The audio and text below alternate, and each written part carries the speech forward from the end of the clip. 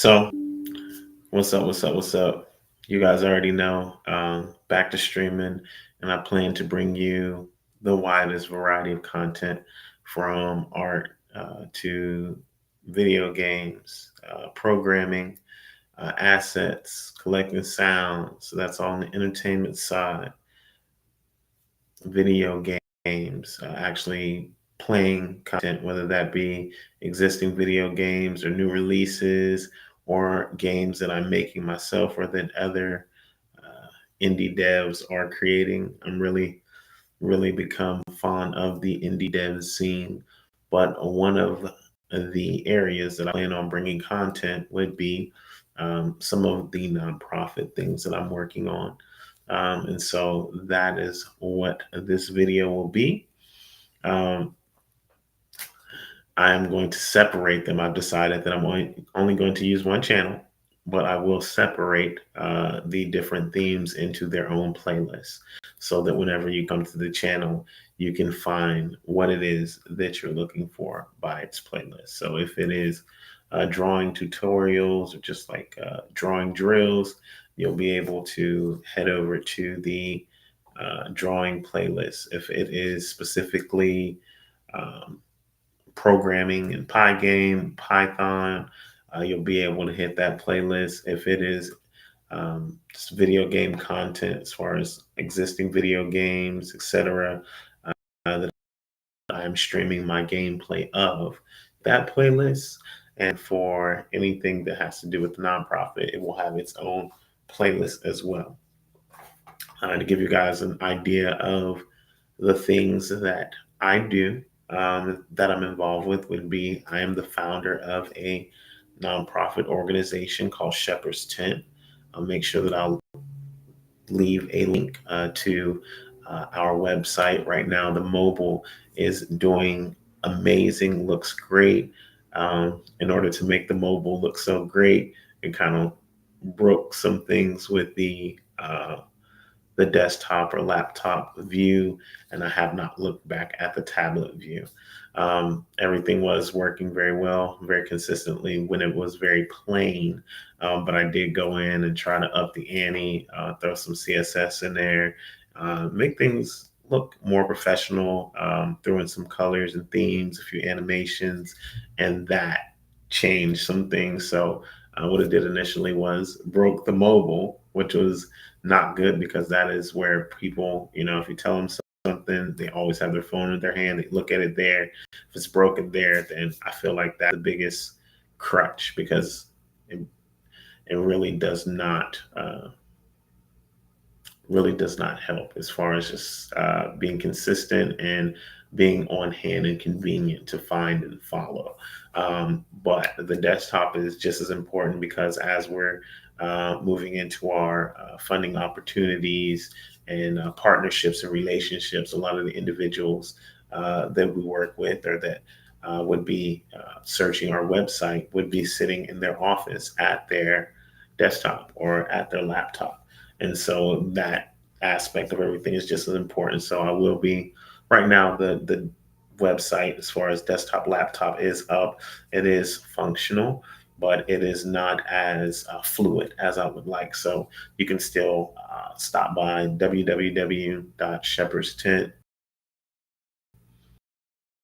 I'm sorry, shepherds-tent.org.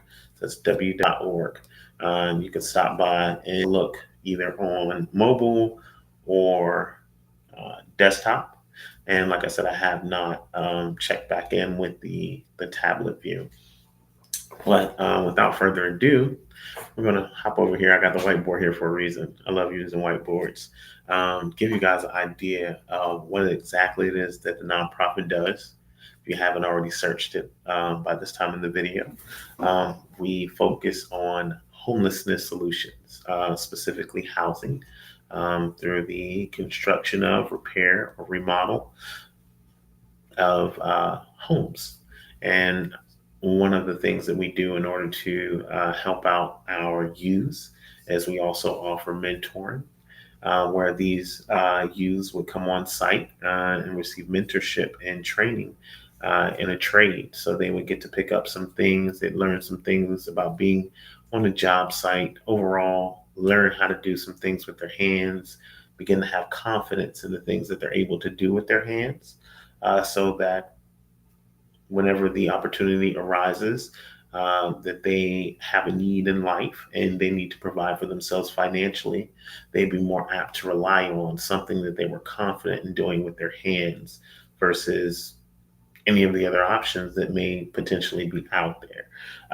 This being one of the positive solutions or one of the positive options that they would have to take care of themselves. So it's about that. It's about planting seeds and helping individuals with their future, keeping them away from justice involvement and poor decisions by giving them tools. That's not just physical, but also mental tools and resources that they're able to use throughout life. One of the biggest ones is confidence. So, not all of the job sites themselves are the the trade. There are so many aspects of what we do that have nothing to do with the actual trade or the houses themselves. The houses themselves are just a solution. The real purpose of them is to provide stability to families or individuals who are without shelter, without some type of suitable dwelling, a habitable dwelling. So that is the true purpose: is stability. And everything that we do, even though we use physical means, everything that we do has something to do with helping the confidence or stability, security of another individual, the overall outlook, emotional, psychological well-being of the members of our community. And the homelessness solutions or the housing solutions are just a means to help our community members with their situations, help them gain that stability through having a place to stay, help our young people have confidence in themselves and means to take care of themselves that are positive. Outside of homelessness solutions, we also are very much so in support of sustainability. And not only do we want to provide stable environments as far as housing, we want a stable environment overall for our community. That would uh, include sustainability projects. So whether that's planting trees, the biggest one that we are behind and that we are heavily promoting are our cleanups. What they include is snapping a picture before and after your cleanup projects and then submitting them on our website. Um, I will get that portal up for the submissions or submission acceptance, but we want to offer scholarships in return for your participation. So it would literally be a contest, and individuals would snap a picture before and after their cleanup projects. If you find something that you see in your environment in the community, um, you wanted to take the initiative, whether you did it on your own, you did it with your parents, you did it with the church group or some other group, coworkers, etc. Getting together as a group or individually, taking a picture of something that you can affect in your environment and making it better, making it change. We want to reward this, and we want to reward this on a large scale. We really want to see individuals in our community um, improving our environment. So that's one of the aspects or some of the things that we represent and that we offer. Other things would include rehabilitation, uh, justice involvement. So basically, helping individuals who were or have been justice involved with employment and other opportunities, um, whether that be counseling or superior groups, peer support groups, rehabilitation, whether it has to do with justice involvement or not. Also, drug rehabilitation. We have outlets and resources that we can plug individuals into to get the help they need. Not everyone. This is a hard learned lesson. Going out into the community and providing assistance. Something that I realized very quickly is not everyone who lives on the streets or is without a home is in a place where housing is the solution for their particular circumstance. Some individuals need rehabilitation as far as drugs and other things. Some individuals need um, mental health help. Some people have behavioral health issues that need addressed, and they're not maybe really in touch with the things that are happening around them, whether that be due to trauma or brain chemical balance and drug abuse and um, all types of things lead to or can be responsible for that behavioral health disconnect. So some people need to be plugged into behavioral health. Others need to be plugged into rehabilitations, rehabs. And then we have those who may be at a stage or a step where they are just in between housing or just need housing. And so that is the goal, is to provide stability through housing. A lot of times that can also help with deficits in mental health. Um, Trying to make sure I don't overlook anything. Education and scholarship, another big one of our pillars. Um, Very much so into offering scholarship opportunities like our cleanup initiative. We also, I personally come from a academic culture of research. Shout out to Johnson C. Smith University, where everything is research. So everything that we do is research. We find a way to turn it into a research exercise, and we learn from those things. We come up with a procedure for everything that we do. We come up with a method. We come up with a purpose in everyday life. I lied to you not. Life at Johnson C. Smith is research, especially a STEM major. We are all about research and everything around us. Everything that we do, there's a way that it becomes research, it becomes a science. So, that being ingrained in my academic career, I definitely want to give back. I definitely want to offer opportunities and inspirations for research.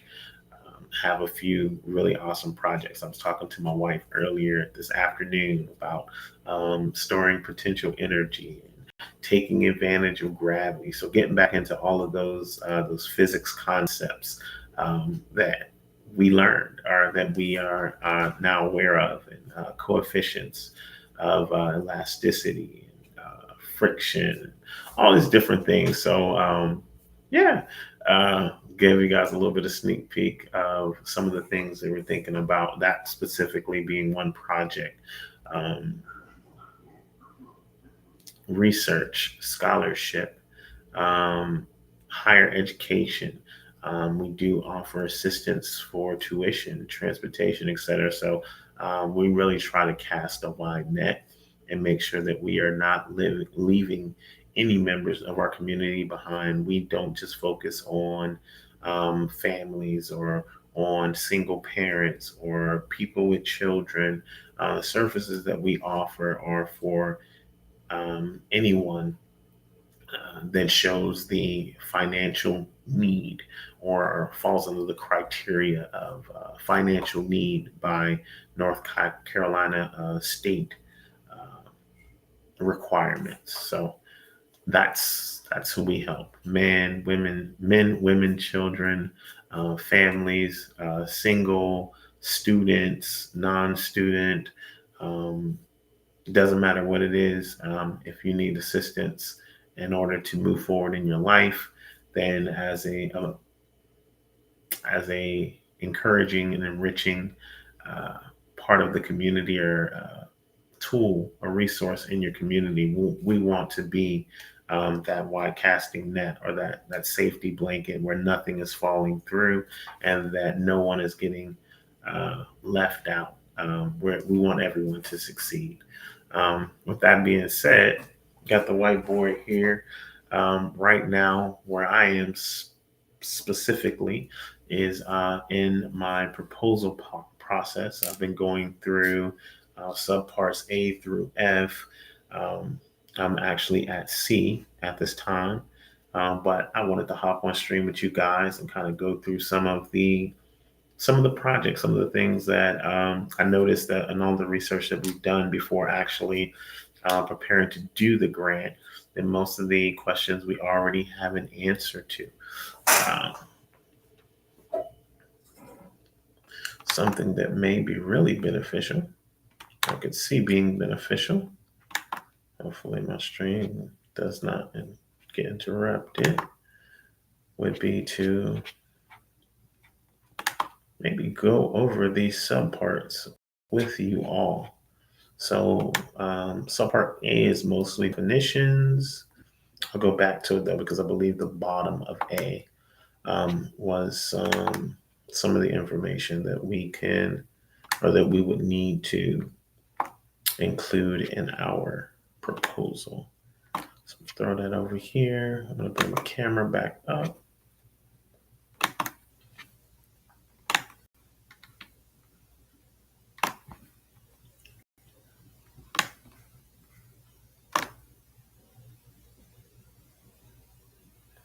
Awesome, awesome, awesome. I'm not going to blow it up any more than that, but I can see that you can see me.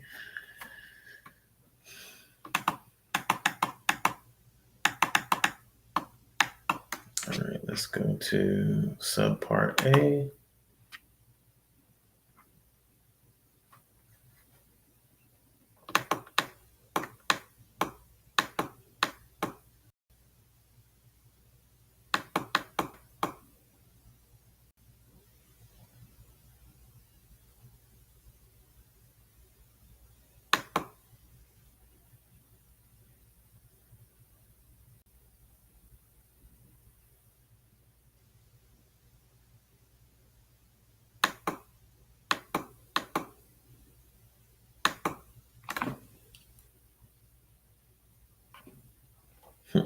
Scratching my nose on camera. Kind of forgot I was there. Good thing I didn't need to like get up in it. 1 second.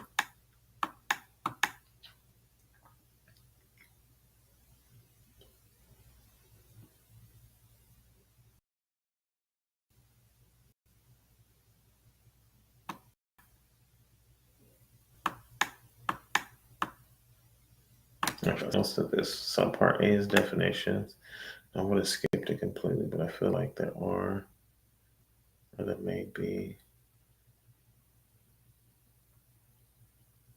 something at the end that was not a definition.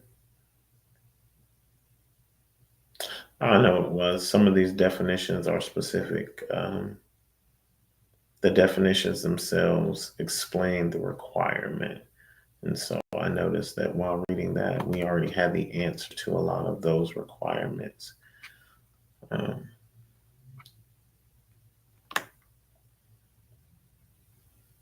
so we'll head over to subpart B. If anybody's interested, I'm on ecfr.gov, current Title 2, Subtitle A. It's the Code of Federal Regulations, Title 2, Subtitle A, Chapter 2, Part 200, and we're going to roll into Subpart B. And so this A through F is what we would need to include in our proposals. For so long while I was in college, I was constantly like, hey, I want to write proposals. I want to know how to write proposals. I want to know. I would constantly ask, and I would be around doctors, specifically PhD professionals, academic scholars, and they would sit me down and show me risk analysis assessments and things of that nature. And I was like, oh, okay, these are the things that go into. So I did have a lot of mentorship. I can think of Dr. Win, and was my my supervisor while I tutored in the subjects of math and STEM, so calculus, Calc 1, 2, and 3. Um, yeah,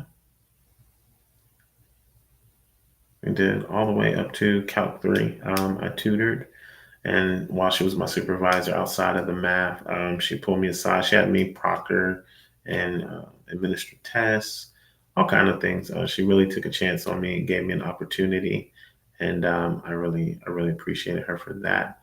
Um, there was a few other individuals, and I will future streams. They'll be at the tip of my tongue, and I will just randomly say them. But um, yeah, but this is actually, here we are for writing a proposal. This is what the federal regulations are. So I know a lot of you want to get into grant writing. A lot of you want to establish your businesses, and you're looking for funding.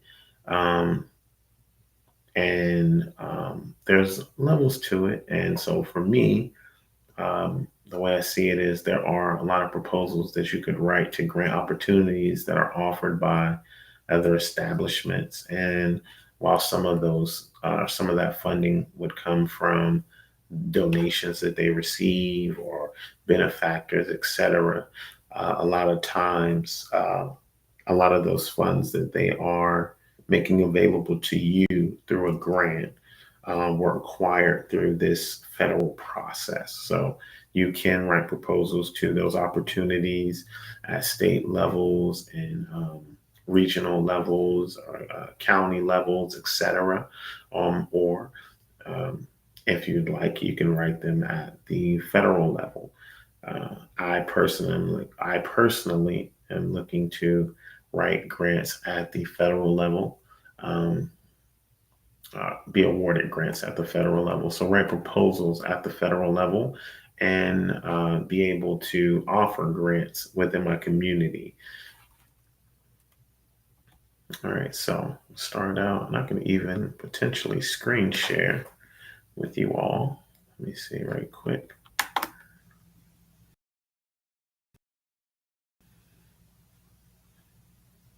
Set up me jumping home because it's like, hey, you've been here for a minute. We ain't did nothing but listen to him. It's coming, I promise. Let me see. Boom, boom. Screen share.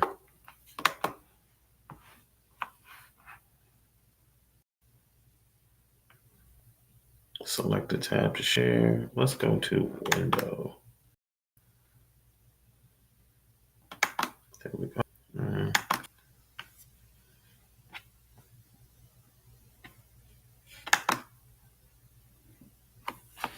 All right, so here we go. So here is subpart B, general provisions. A, purpose. This part establishes uniform administrative requirements, cost principles, and audit requirements for federal awards to non-federal entities, as described in 200.101. Federal awarding agencies must not impose additional or inconsistent requirements except as provided in 200.102 and 200.211, or unless specifically required by federal statute, regulation, or executive order. This part provides the basis for a systematic and periodic collection and uniform submission by federal agencies and of information on all federal financial assistance programs to the Office of Management and Budget. That's the OMB. Okay.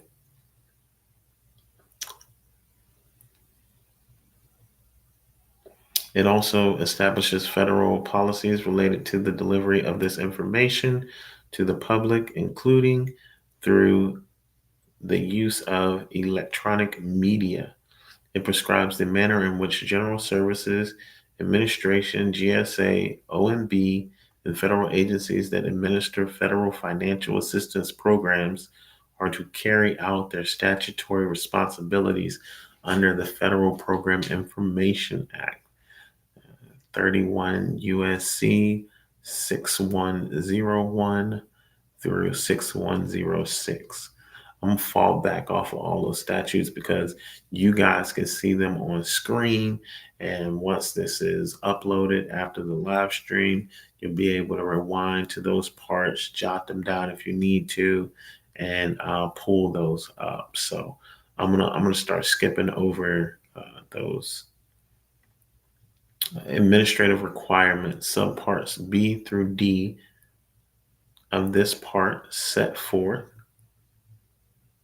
the uniform administrative requirements for grant and cooperative agreements, including the requirements for the federal awarding agency management of federal grant programs before the federal award has been made, and the requirements federal awarding agencies may impose on non-federal entities in the federal award.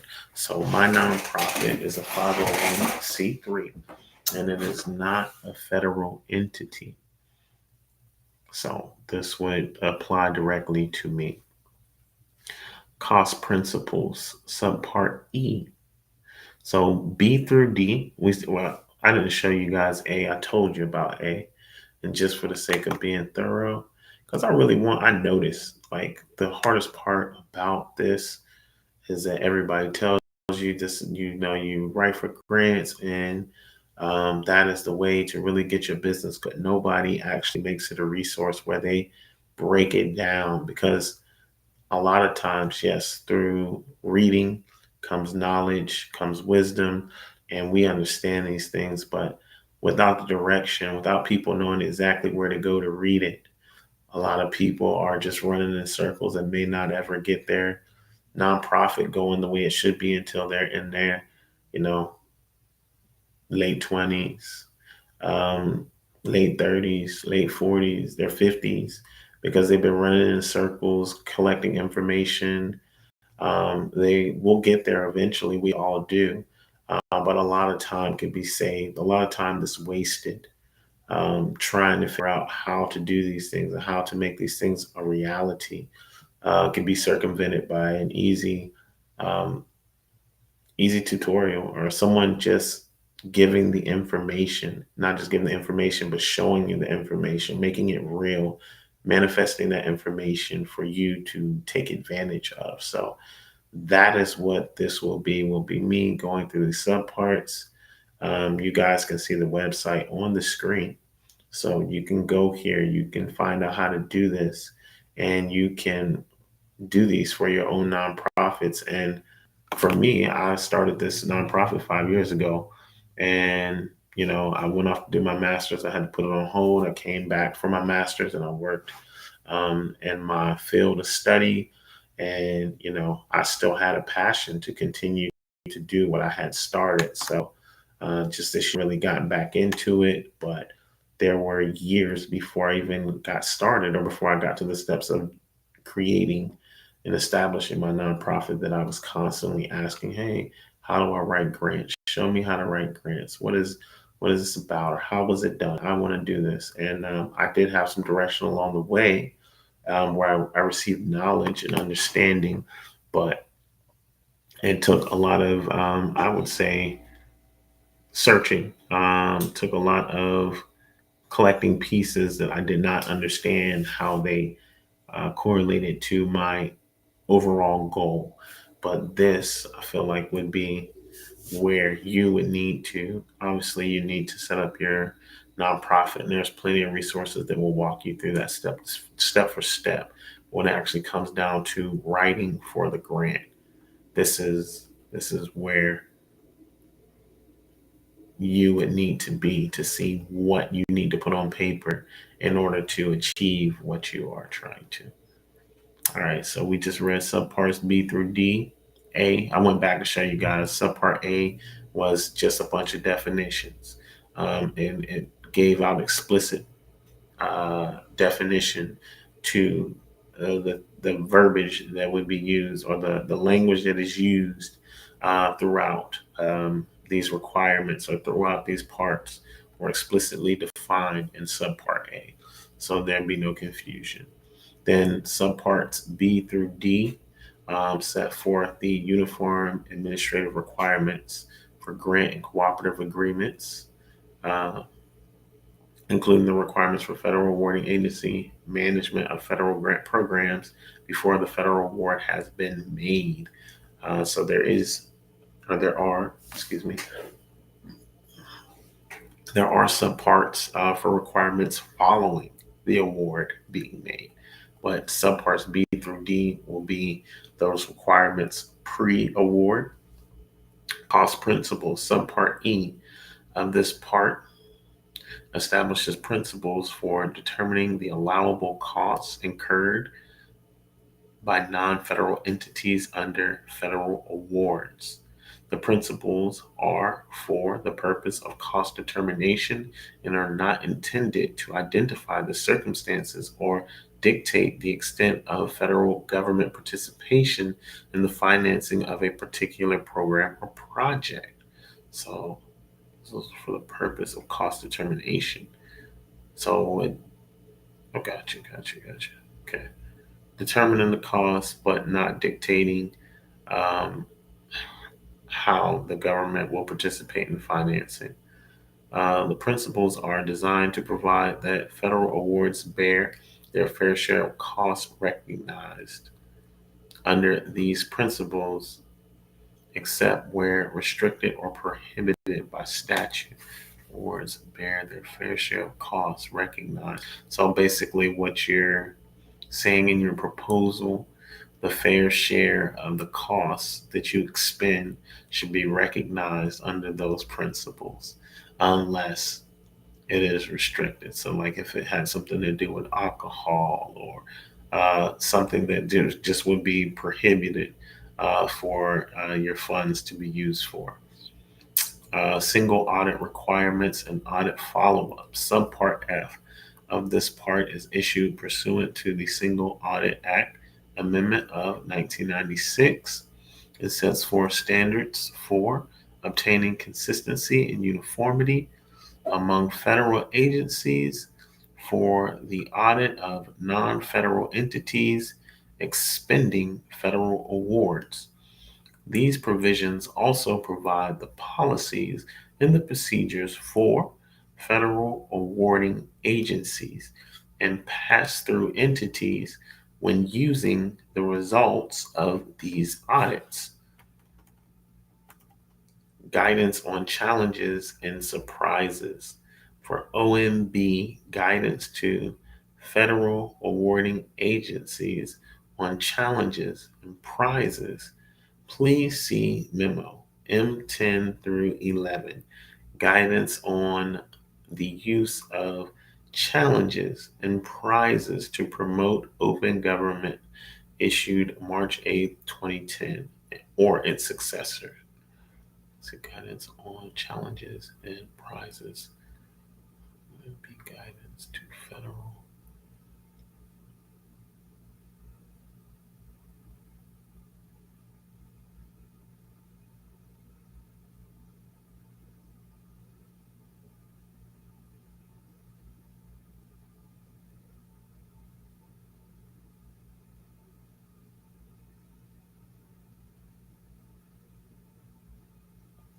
To federal. OMB stood for Office of Management and Budget again. So you can challenge stuff like that.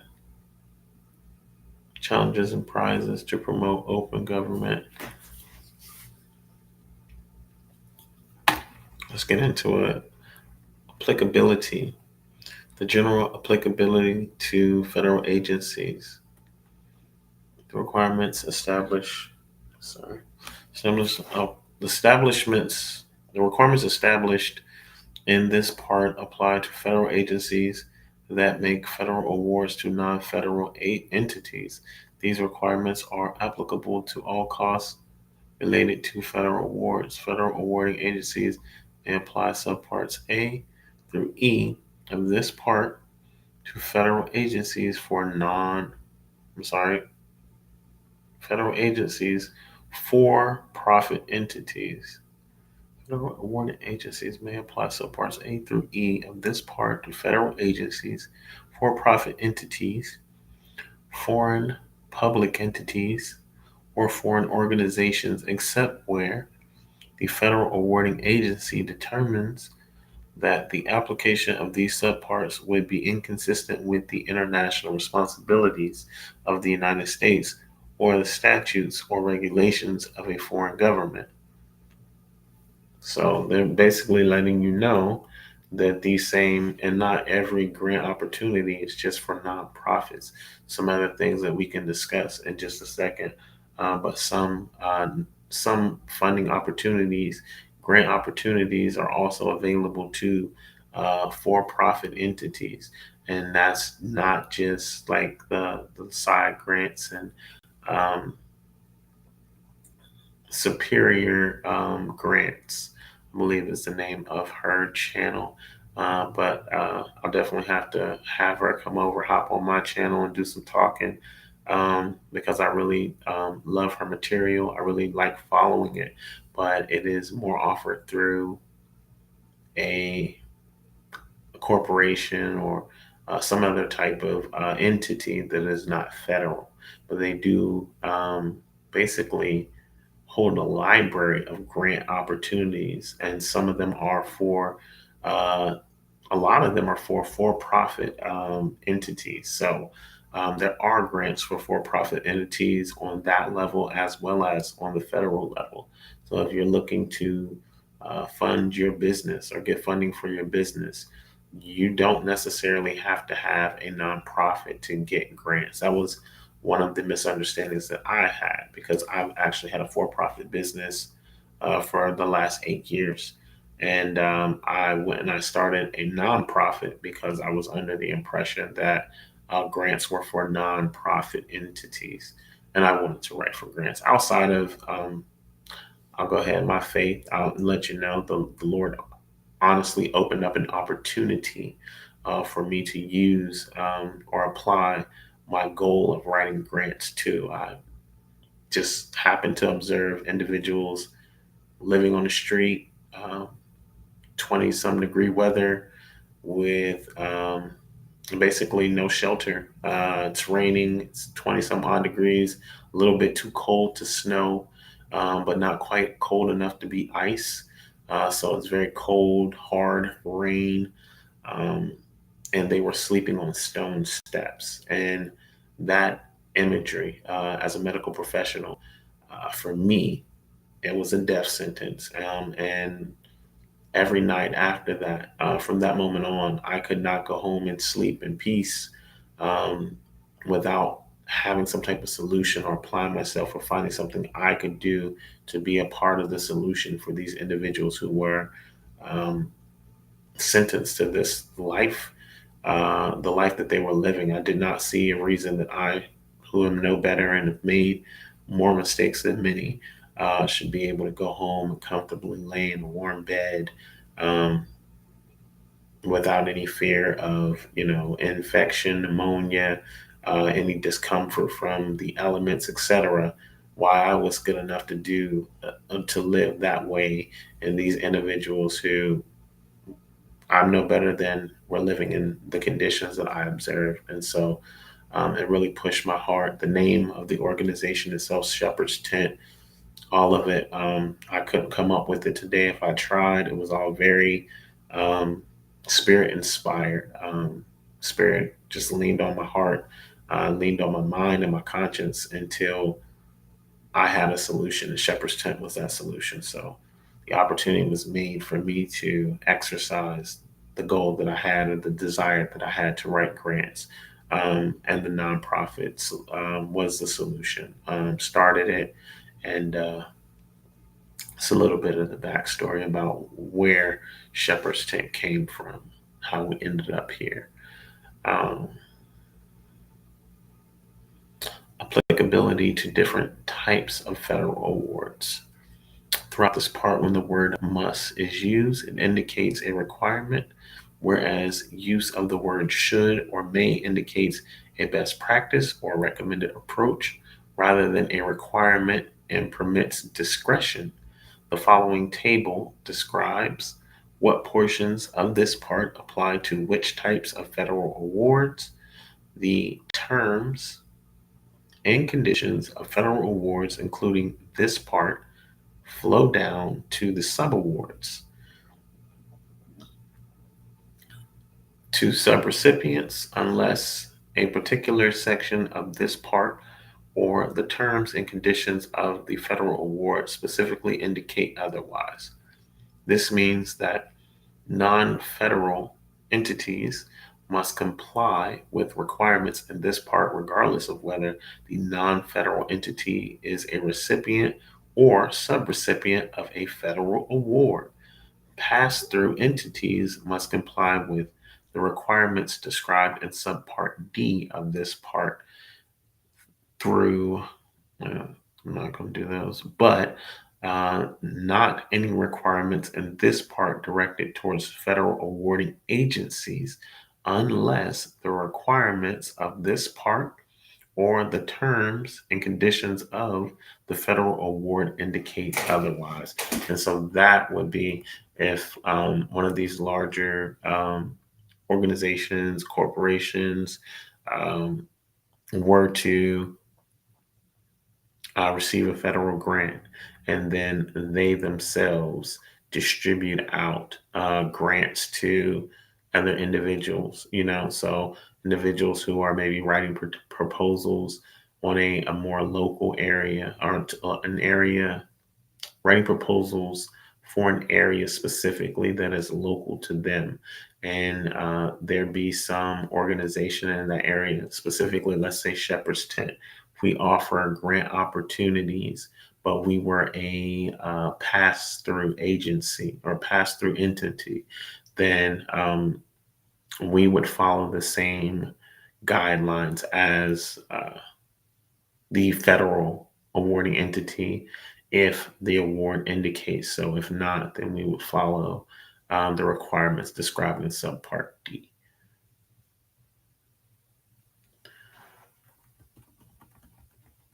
The following portions of this part, let's see, table 1 to paragraph B, are applicable to the following types of federal awards and fixed price contracts and subcontracts, except as noted in paragraph D and E of this section. Are not applicable to the following types of federal awards and fixed price contracts and subcontracts.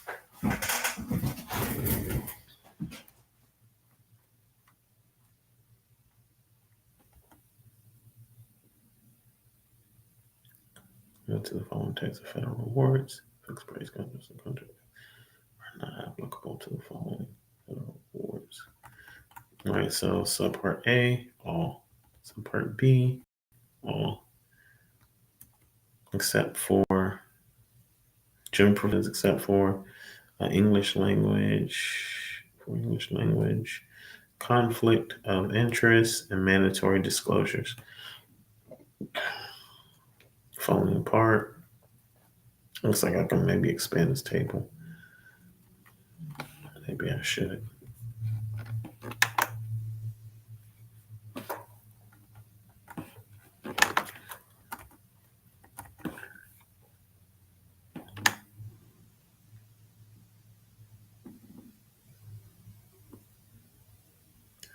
English language, conflict of interest, mandatory disclosures, grant agreements and cooperative agreements, agreements for loans, loan guarantee, interest subsidies, and insurance, procurement contracts awarded by federal agencies under the Federal Acquisitions Regulation, and subcontracts under those contracts.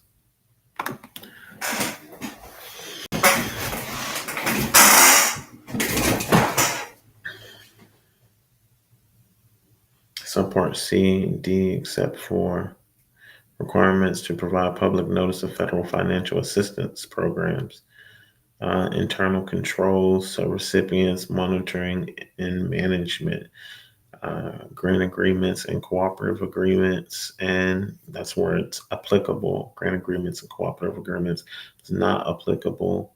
Agreements for loans, loan guarantees, interest subsidies, and insurance procurement contracts awarded by federal agencies under the federal acquisition regulation and subcontracts under those contracts.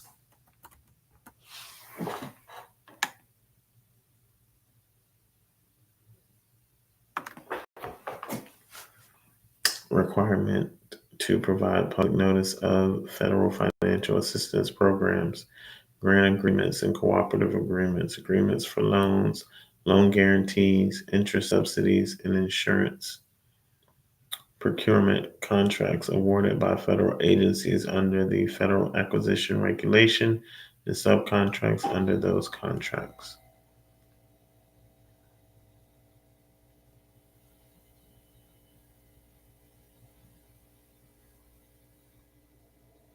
So you guys are looking at the screen, you know where I'm reading from. It is applicable for grant agreements, cooperative agreements, agreements for loans, loan guarantees, interest subsidies, and insurance, except where noted in paragraph D and E, are not applicable to procurement contracts awarded by federal agencies under federal acquisition regulations and subcontracts under those contracts. May be interested.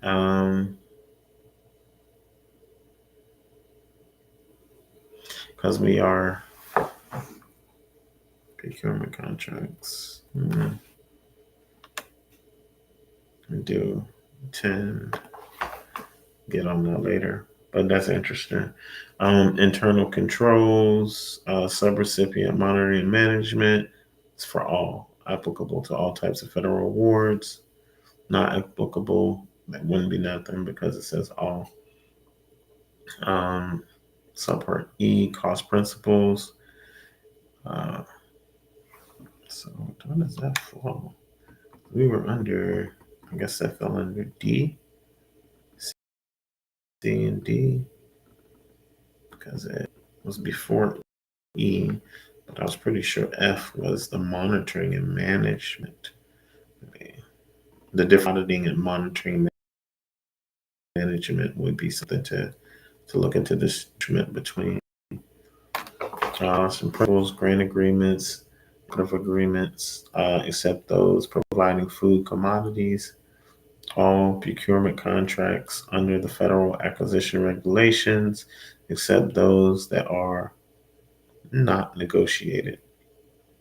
Y'all think this is bad? Y'all should have seen me reading the building code for the zoning code, then the county code as far as the Cabarrus County construction code. Then I read the state code, the North Carolina state code. I need to read the international construction code, but I basically read that entire code. So when you're ready to get on this wing, it is a lot of reading. Grant agreements and cooperative agreements providing food and commodities. So it's not applicable for grants providing food, fixed amount awards, agreements for loans, loan guarantees, interest subsidies, and insurance, federal awards to hospitals.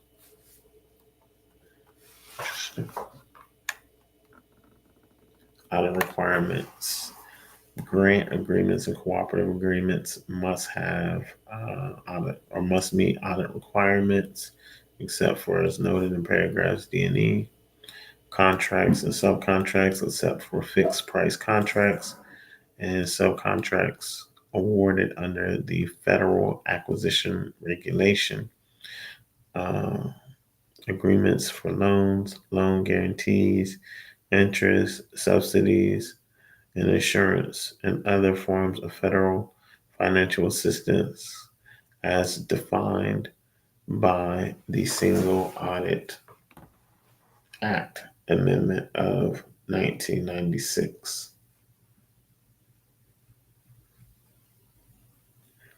Fixed price contracts and subcontracts awarded under the Federal Acquisition Regulation.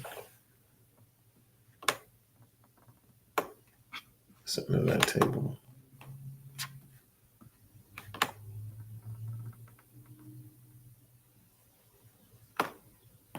Federal award of cost reimbursement contract under the FAR to a non-federal entity. When a non-federal entity is awarded a cost reimbursement contract, only subpart D through, subpart D for certain sections and subparts E and F of this part are incorporated by reference in the contract. But the requirements of subpart D, E, and F are supplementary to the FAR and the contract. When the cost accounting standards are applicable to the contract, they take precedence over the requirements of this part, including subpart F of this part, which are supplementary to the CAS requirements. In addition, costs that are made unallowable under 10 USC 232.4. Here I go with that. As described in FAR.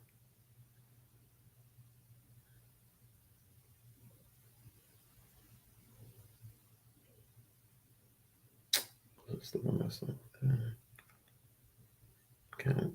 Accounting standards. They have.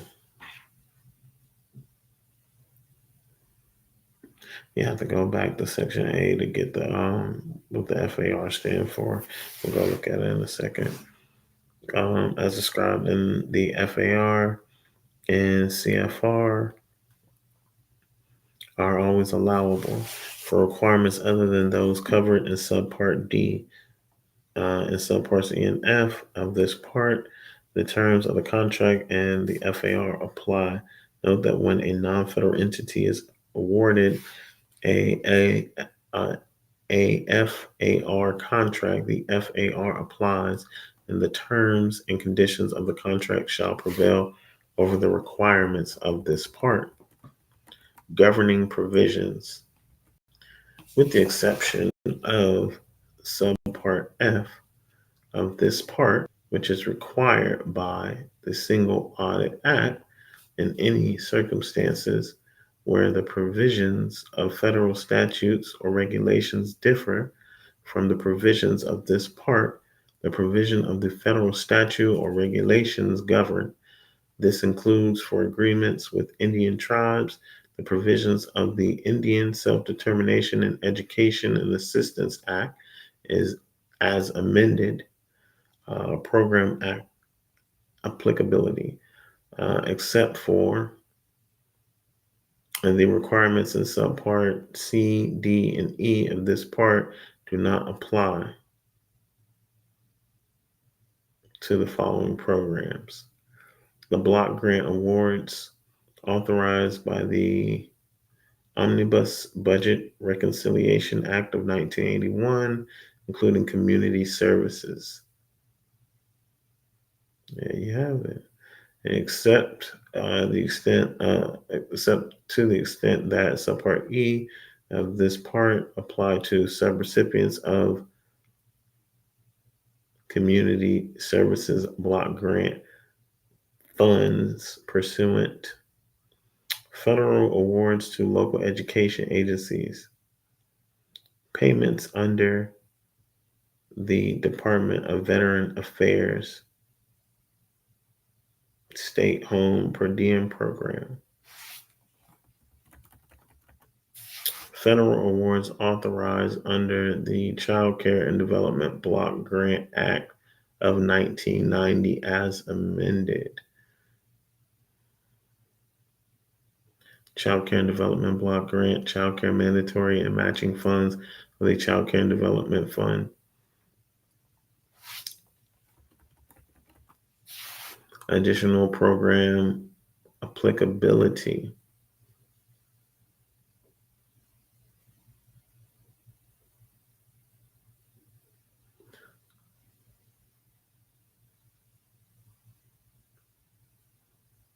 Entitlement.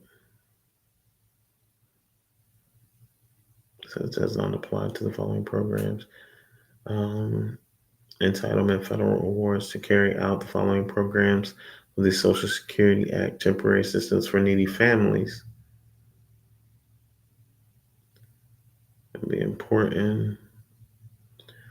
Child support enforcement or an establishment of paternity.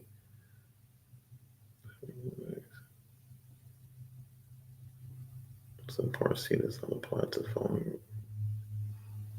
Foster care and adoption assistance. Aid to the aged, blind, and disabled.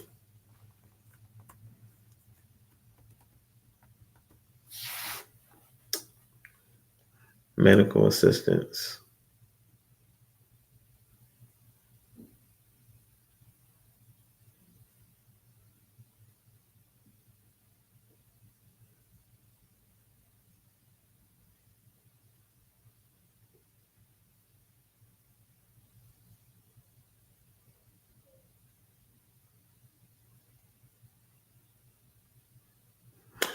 Hey, I'm gonna tell y'all something in a minute after we finish reading this. Medical assistance, not including the state Medicaid fraud control program authorized by section, I'm not gonna get into the numbers, of the Social Security Act, Children's Health Insurance Program, a federal award for an experimental pilot or demonstration project that is also supported by a federal award listed in paragraph F1 of this section.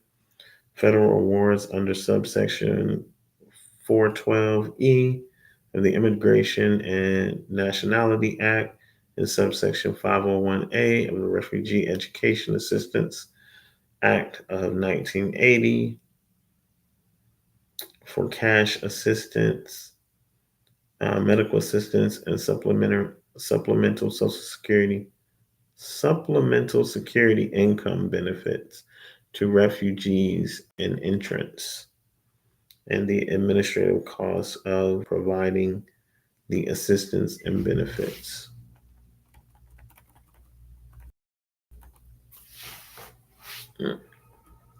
Entitlement awards under the following programs of the National School Lunch Act. National School Lunch Program, Commodity Assistance, Special Meal Assistance, Summer Food Service Program for Children, Child and Adult Care Food Program, Entitlement Awards under the following programs of the Child Nutrition Act, Special Milk Program, School Breakfast Program, State Administrative Expenses, Entitlement Awards for state administrative expenses under the Food and Nutrition Act 2008, non-discretionary federal awards under the following non-entitlement programs: Special Supplemental Nutrition Program for Women and Children, the Emergency Food Assistance Program, Commodity Supplemental Food Program.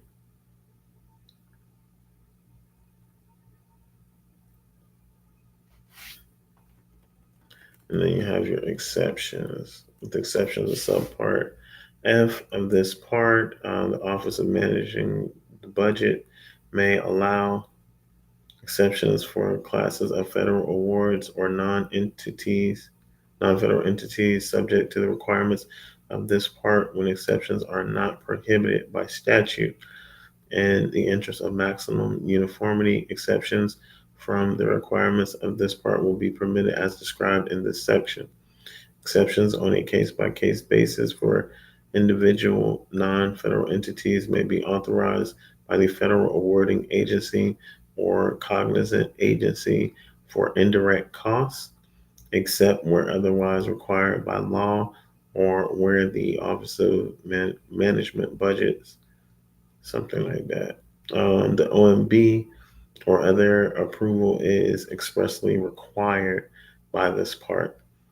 The federal awarding agency may adjust requirements to a class of federal award or non-federal entities when approved by the OMB or when required by federal statutes or regulations, except for the requirements in subpart F of this part.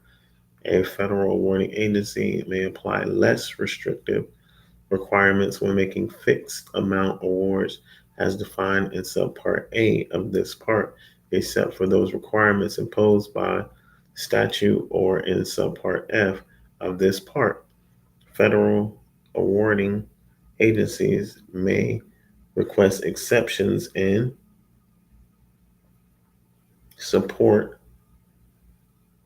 of innovative programs, designs that apply a risk-based, data-driven framework to alleviate select compliance requirements and hold recipients accountable for good performance. They request exceptions. Innovative programs designed that apply risk-based, data-driven framework to alleviate select compliance requirements and hold recipients accountable for good performance. Authorities. This part is issued under the following authorities. Subparts B through D of this part are authorized under the Chief Financial Officers Act, functions of the Deputy Director of Management, the Office of Federal Procurement Policy Act, Reorganization Plan number 2, 1970, and the Executive Order 11541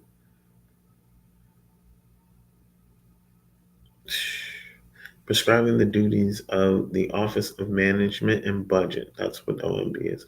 The Office of Management and Budget, that's the Office of Managing Budget, and the Domestic Policy Council in the Executive Office of the President. The Single Audit Act amendments of 1996, as well as the Federal Program Information Act,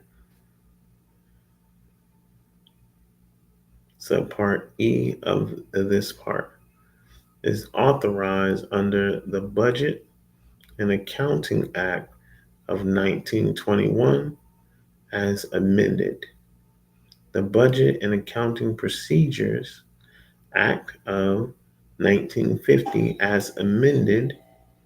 The Chief Financial Officers Act of 1990, Reorganization Plan number 2 of 1970, and Executive Order prescribing the duties of the Office of Management and Budget and the Domestic Policy Council and the Executive Office of the President. So part F of this part is authorized under the Single Audit Act amendments of 1996. Supersession.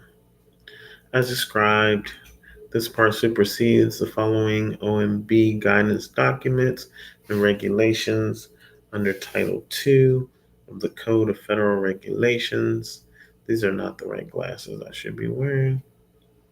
Cost principles for educational institutions, cost principles for state, local, and Indian tribe governments, and also Federal Register Notice, Federal Domestic Assistance Program, information, grant awards, and cooperative agreements with state and local governments, uniform administrative requirements for awards and other agreements with institutions of higher education, hospitals, and other nonprofit organizations.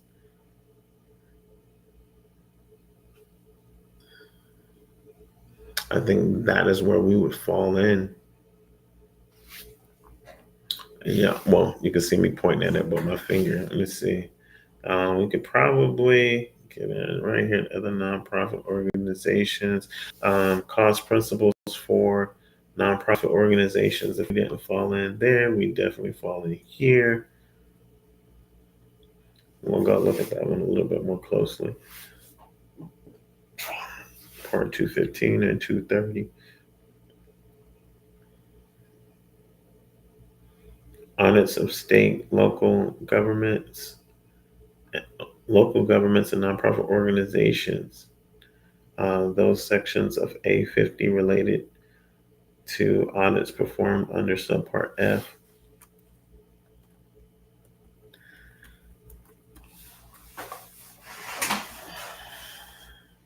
Effects on other issuances. Superseding inconsistent requirements for federal awards.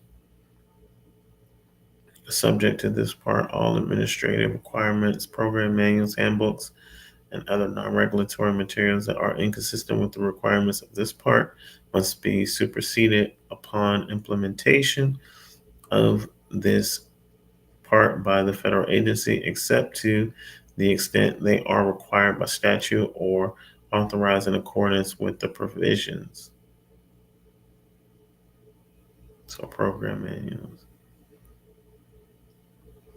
handbooks, other non regulatory materials, administrative requirements.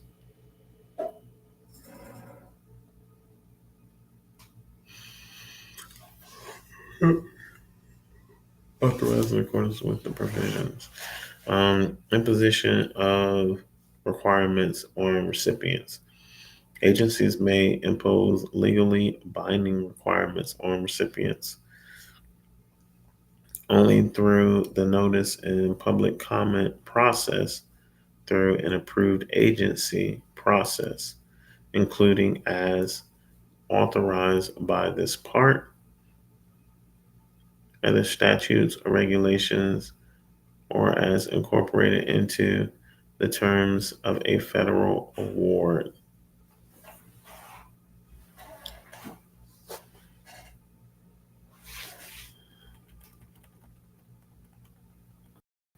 Agency implementation, the specific requirements, responsibilities of federal agencies and non-federal entities are set forth in this part. Federal agencies making federal awards to non-federal entities must implement the language in subpart C through F of this part and codified regulations unless different provisions are required by federal statute or are approved by the Office of Management and Budget. OMB responsibilities. OMB will review federal agency regulations, implementation of this part, and will provide interpretations of policy requirements and assistance to ensure effective and efficient implementation. Any exceptions will be subject to approval by OMB. Exceptions will only be made in particular cases where adequate justification is presented. Inquiries concerning this part may be directed to the Office of Federal Financial Management, Office of Management and Budget in Washington, D.C. Non-federal entity inquiries should be addressed to the federal awarding agency, cognizant agency for indirect costs, cognizant or oversight agency for audit, or pass-through entity as appropriate. Review date. OMB will review this part at least every 5 years after December 26, 2013. Every 5 years would have been 18, would have been 23, and then the next time would be 28. Yeah, at least. So it could be every year, it could be at minimum every 5 years. Hmm. Effective effective date or applicability date. The standards set forth in this part that affect the administration of federal awards issued by federal awarding agencies become effective once implemented by federal awarding agencies or when any future amendment to this part becomes final. Existing negotiated indirect cost rates as the publication date of the revisions to the guidance will remain in place until they expire.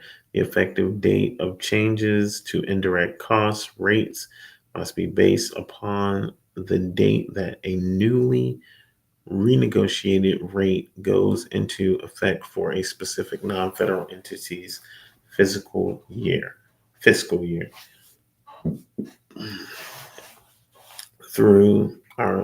Therefore, for indirect cost rates and cost allocation plans, the revised uniform guidance become effective in generating proposals and negotiating a new rate.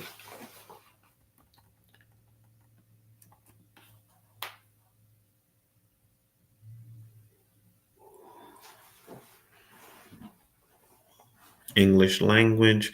All federal financial assistance announcements and federal award information must be in the English language.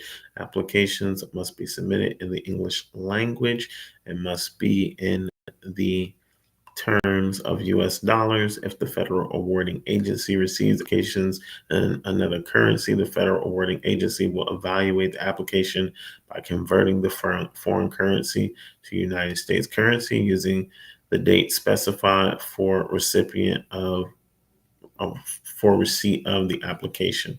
Non-federal entities may translate the federal award and other documents into another language. In the event of inconsistency between any terms and conditions of the federal award and any translation into another language, the English language meaning will control. Where a significant portion of the non-federal entities employees who are working on the federal award are not fluent in English, the non-federal entity must provide the federal award in English and the language or languages with which the employees are most familiar. Conflict of interest. The federal awarding agency must establish conflict of interest policies for federal awards.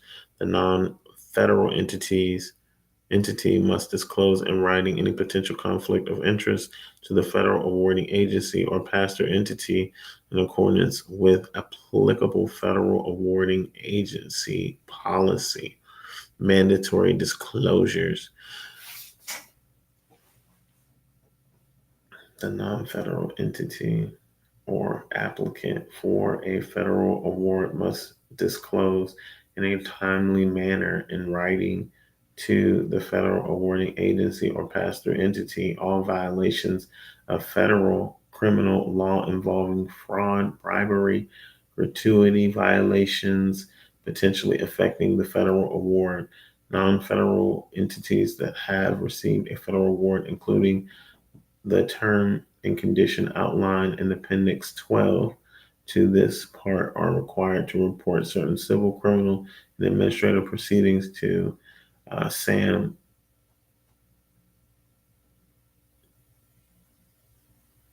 Failure to make required disclosures can result in any of the remedies described in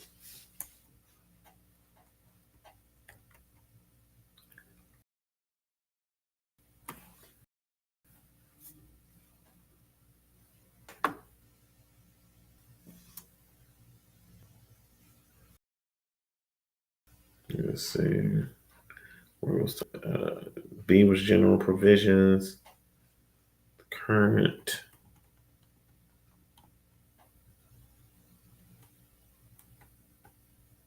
pre-federal award requirements and contents of federal award.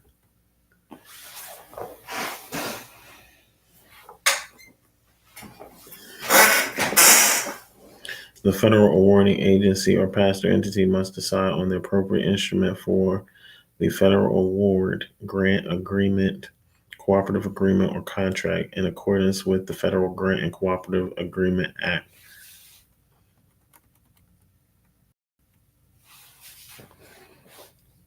Fixed amount awards, in addition to the options described in paragraph E of this section, federal awarding agencies or pass-through entities, as permitted,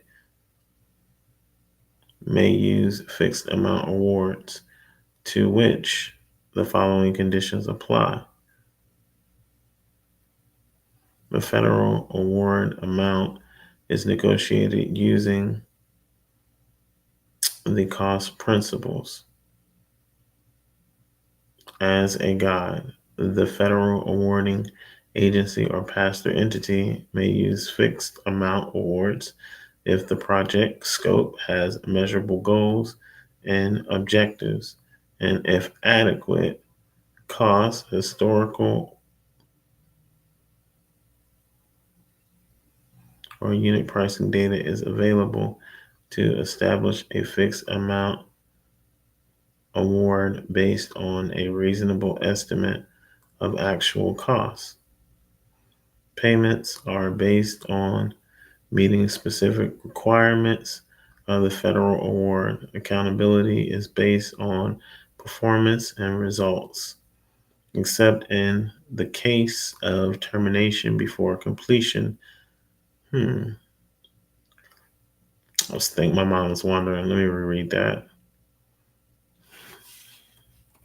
Can't believe I read down that far that fast because my brain was thinking about my son and some other stuff. Let me let me roll back.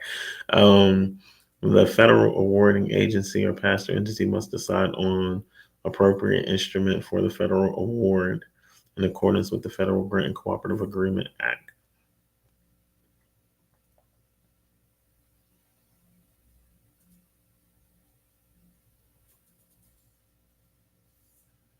So how are they going to apply it? How are they going to distribute a fixed amount award in addition to the options described in paragraph A of this section? Federal awarding agencies or pass-through entities are permitted in may use fixed amount awards to which the following conditions apply. The federal award amount is negotiated using the cost principles or other price information as a guide. The federal awarding agency or pass-through entity must or may, it says may, use fixed amount awards if the project scope has measurable goals and objectives, and if adequate cost, historical, or unit pricing data is available to establish a fixed amount award based on a reasonable estimate of the actual cost. Payments are based on meeting specific requirements of the federal award. Based on meeting specific requirements of the federal award. Accountability is based on performance and results, except in the case of termination before completion of the federal award. There is no governmental review of the actual costs incurred by the non-federal entity and performance of the award. Some of the ways in which the federal award may be paid include, but are not limited to, in several partial payments, the amount of each agreed upon in advance, and the milestone or event triggering the payment also agreed upon in advance and set forth in the federal award. Several partial payments. The amount of each agreed upon in advance and the milestone or event triggering the payment also agreed upon in advance and set forth in the federal award on a unit price basis for a defined unit or units at a defined price or prices agreed to in advance of performance of the federal award and set forth in the federal award, or in one payment at federal award completion. A fixed amount award cannot be used in programs which are required or which require mandatory cost sharing or match. The non-federal entity must certify in writing to the federal awarding agency or pass-through entity at the end of the federal award that the project or activity was completed or the level of effort was expended. If the required level of activity or effort was not carried out, the amount of the federal award must be adjusted. Periodic reports may be established for each federal award. Changes in principal investigator, project leader, project partner, or scope of effort must receive the prior written approval of the federal awarding agency or pass-through entity. Program planning and design. The federal awarding agency must design a program and create an assisted listing before announcing the notice of funding opportunity. The program must be designed with clear goals and objectives that facilitate the delivery of meaningful results consistent with the federal authorizing legislation of the program. The program performance shall be measured based on the goals and objectives developed during program planning and design. See for more information on performance measurements. Performance measures may differ depending on the type of program. The program must align with the strategic goals and objectives within the federal awarding agency's performance plan and should support the federal awarding agency's performance measurement, management, and reporting as required by Part 6 of OMB Circular A11. Preparation, submission, and execution of budget. The program must also be designed to align with the Program Management Improvement Accountability Act.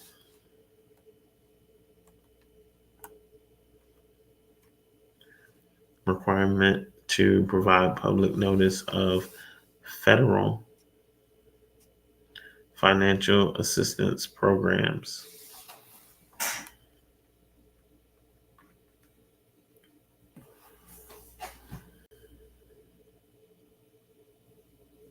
Let me grab my charger.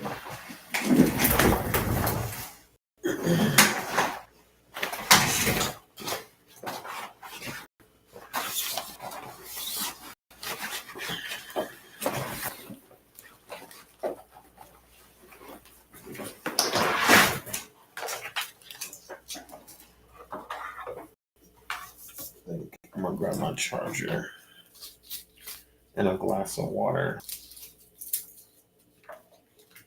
This was not the stream I had intended. I was actually about to go through my project specifically.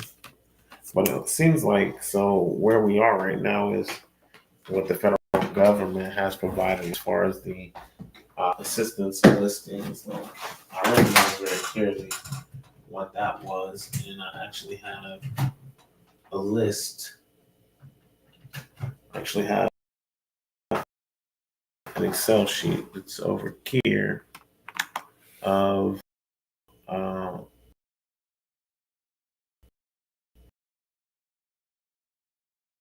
agency, the federal awarding agency that would apply or be applicable to a cause. It would be great for us to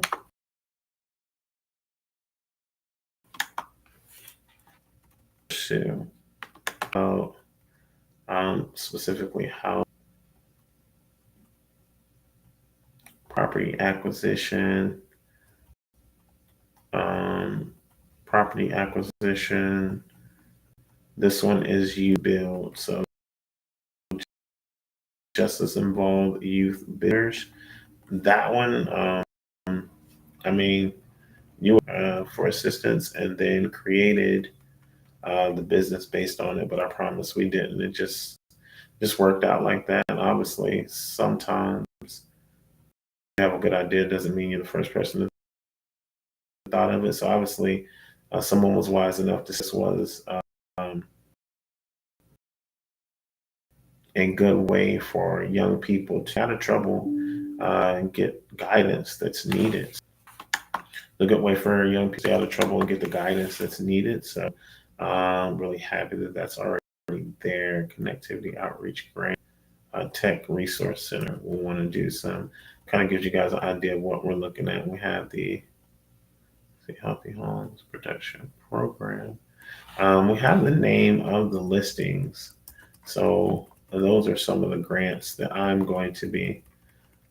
researching the requirements and things like that for, um, so that we can go ahead and write for these grants. These are just things that are in the proper categories, but the things that are kind of highlighted out will be our striking points, will be the things that we're going at. This must have been the last thing I put down. Obviously, was interested in it. Not sure why I didn't color code it. It might have just been a stop point for me, or maybe I did, and it just did not save, or I cut off my computer, or closed it for the night or the day, etc. But I thought that'd be pretty cool to share and to kind of show you guys that is where we are. We are here, but it looks like where they are right now is a little bit prior to where we are, because they're talking about specifically those listings and how they have to establish them. So we're not quite there yet. Give me 1 second. I'm going to go grab a cup of water and I will be right back. Actually, what I will do is I will pause the stream.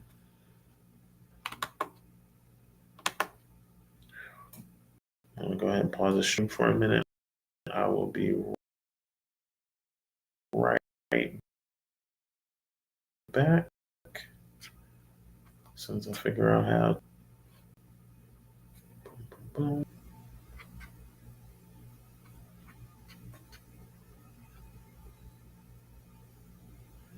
Okay, we're going to do this. We're going to try this real quick. Perfect.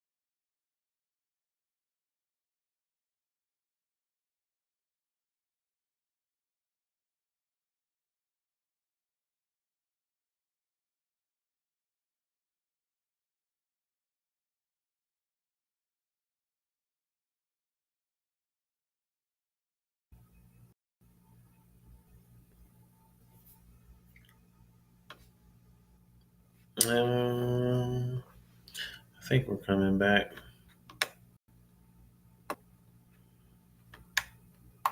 There we go. I'm trying to get my video back. There we go.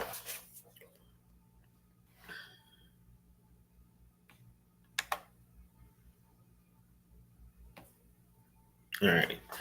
We're going to take me out of the picture for a little bit, get back to reading. All right.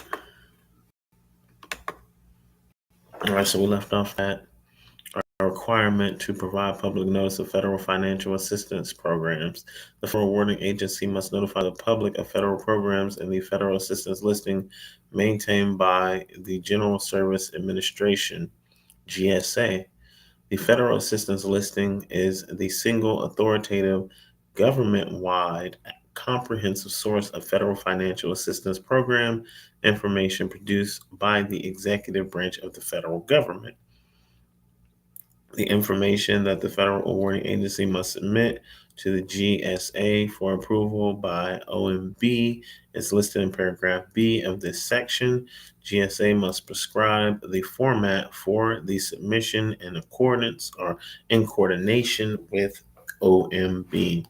The federal awarding agency may not award federal financial assistance without assigning it to a program that has been included in the federal assistance listings as required in this section, unless there are, I'm not going to try to say the word, exigent circumstances requiring otherwise, such as timing requirements imposed by statute.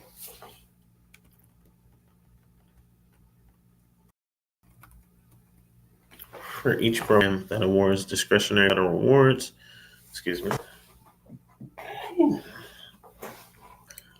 For each program that awards discretionary federal awards, non-discretionary federal awards, loans, insurance, or any other type of federal financial assistance, the federal awarding agency must, to the extent practicable, create, update, and manage assistance listing entries based on the authorizing statute for the program and comply with additional guidance provided by GSA in consultation with OMB to ensure consistent, accurate information is available to prospective applicants. Accordingly, federal awarding agencies must submit the following information to GSA: program description, purpose, goals, and measurement, a brief summary of the statutory or regulatory requirements of the program and its intended outcome. Where appropriate, the program description, purpose, goals, and measurement should align with the strategic goals and objectives within the federal awarding agency's performance plan and should support the federal awarding agency's performance measurement, management, and reporting as required by Part 6 of OMB Circular A11. Identification of whether the program makes federal awards on a discretionary basis or the federal awards are prescribed by federal statute, such as in the case of formula grants.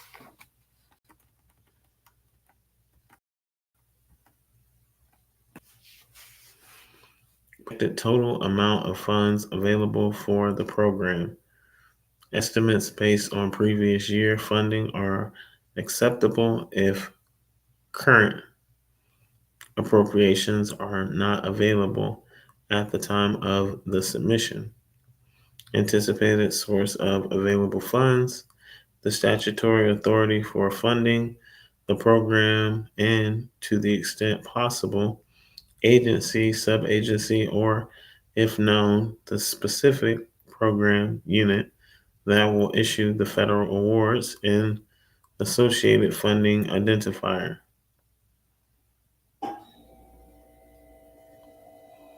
General eligibility requirements.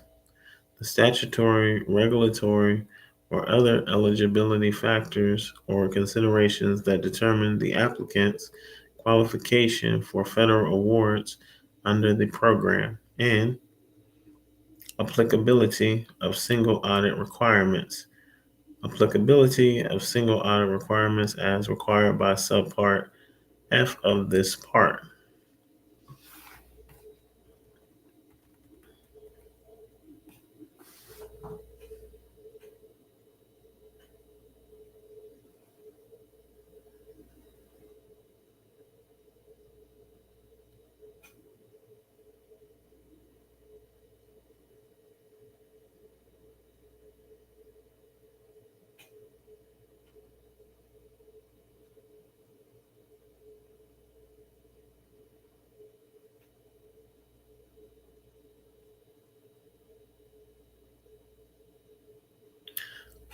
For discretionary grants and cooperative agreements that are competed, the federal awarding agency must announce specific funding opportunities by providing the following information in a public notice.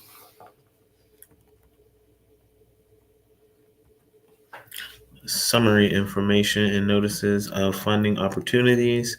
The federal awarding agency must display the following information posted on the OMB designated government-wide website for funding and applying the federal financial assistance in a location preceding the full text of the announcement. Federal awarding agency name, funding opportunity title, announcement type, whether the funding opportunity is the initial announcement of this funding opportunity or a modification of a previously announced opportunity. Funding opportunity number required if applicable. If the federal awarding agency has assigned or will assign a number to the funding opportunity announcement, this number must be provided. Assistance listing number. Key dates. Key dates include due dates for applications or executive order. 12372 submissions, as well as for any letters of intent or pre-applications. For any announcement issued before a program's application materials are available. Key dates also include the dates on which those materials will be released and any other additional information as deemed applicable by the relevant federal awarding agency. Availability period. The federal awarding agency must generally make all funding opportunities available for application for at least 60 calendar days. The federal awarding agency may make a determination to have a less than 60 calendar day availability period, but no funding opportunity should be available for less than 30 calendar days unless exigent, ex, exigent circumstances require as determined by the federal awarding agency head or delegate. Full text of funding opportunity. The federal awarding agency must include the following information in the full text of each funding opportunity. For specific instructions on the content required in this section, refer to Appendix 1 to this part. For programmatic description of the funding opportunity, federal award information, including sufficient information to help an applicant make an informed decision about whether to submit an application. specific eligibility information, including any factors or priorities that affect an applicant or its application eligibility for selection, application preparation and submission information, including the application submission dates and time, application review information, including the criteria and process to be used to evaluate applications, federal award administration information, applicable terms and conditions for resulting awards, including any exceptions from these standards.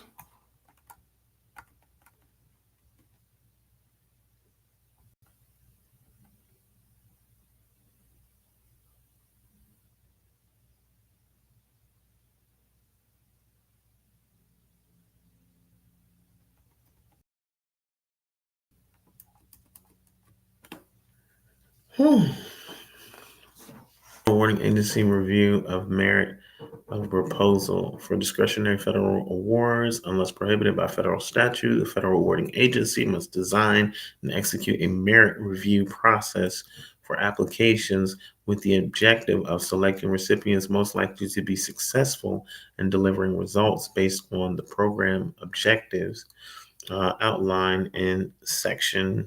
A merit review is an objective process of evaluating federal award applications in accordance with written standards set forth by the federal awarding agency. This process must be described or incorporated by reference and the applicable funding opportunity. The applicable funding opportunity. See also, the federal awarding agency must also periodically review its merit review process.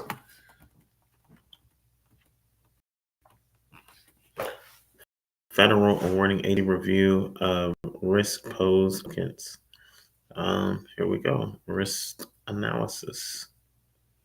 Um, Prior to making a federal award, the federal awarding agency is required by the Payment Integrity Information Act to review information available through any OMB designated repositories of government-wide eligibility qualification or financial integrity information as appropriate. See also suspension and debarment requirements, as well as individual federal agency suspension and debarment regulations. In accordance, the federal awarding agency is required to review the non-public segment of the OMB designated integrity and performance system accessible through SAM, currently the Federal Awarding Performance and Integrity Information System, FAPIS, prior to making a federal award where the federal share is expected to exceed the simplified acquisition threshold defined in, we saw that, over the period of performance as required by public law, National Defense Authorization Act for fiscal year 2013. Prior to making a federal award, the federal awarding agency must consider all of the information available through FAPIS with regard to the applicant and any immediate highest level owner, predecessor, if non-federal entity that is replaced by a successor or a subsidiary identified for the applicant in FAPIS, if applicable. At minimum, excuse me, the information in the system for a prior federal award recipient must demonstrate a satisfactory record of executing programs or activities under federal grants, cooperative agreements, or procurement awards, and integrity and business ethics. The federal awarding agency may make a federal award to a recipient who does not fully meet these standards if it is determined that the information is not relevant to the current federal award under the consideration, or there are specific conditions that can appropriately mitigate the effects of the non-federal entity's risk in accordance with. Risk evaluation. The Federal Awarding Agency must have in place a framework for evaluating the risk posed by applicants before they receive federal awards. This evaluation may incorporate results of the evaluation of the applicant's ability or eligibility or the quality of its application. If the federal award, and that's where I'm living at right there. Quality, eligibility, and quality of application. I'm gonna show y'all something in a second to let y'all see that we have been for I'd say the last 2 months, month and a half at minimum, but more like 2 months, we have been scouring definitions and um, plans and planning and learning resources and courses and um, everything from construction carpentry to a little bit of the electrical code. I need to, like I said, the codes that I've read, I need to read a few more from beginning to end. But one of them would be the electric code. The other one would be guess what would be some type of mechanical code. But outside of those, it really starts before I got to the code was a general understanding and spun weeks upon weeks that led up into a 2 month period of studying um, the OSHA requirements for excavation and soil typing and job hazard analysis. Uh, um, Basically becoming what would be considered a competent person um, and managing a job site outside of just the breaking the ground. So that's what I wanted to use the board for. But I do want to be a single linear mind. So I will roll back to that. But I can't wait to share some of that stuff with you guys, all the way from the ground, like how our project is planned to run, and that is what will be included in our application from the ground up, from procurement um, to soil testing. We actually have recruited an engineer, so getting our permits pulled after our job hazard analysis and like just the full evaluation of the site and soil typing. We actually have like a schedule for the progress of the site and the progress and uh, the protocols to be followed in between those scheduled dates as far as safety checklists and just making sure that we're not going to have any hangups that our organization can run um, at the same operating level as a machine designed to build or produce habitable dwellings. Um, Moving forward, you got your foundation. You got your foundation types based on the soil, rolling into your subfloor, your mud sills or your soil plate, your subfloor itself. You're rolling into your framing, and you probably want to do so there's a couple of different ways to do it, and depending on the foundation, we determine at what point we do our rough ends. But um, just based on weather and things like that, depending on what we're expecting for weather, we potentially could do the rough ends right away, or could do the rough ends as we're doing. So I'm going to be honest. Let me not get ahead of myself. I personally am shooting for and would like to do the framing first. And after we've done the framing, so after we've gotten our walls up and we have on our truss and we have on the sheathing for the home and the roofing, then is when I would like to do all of the rough ends. Um,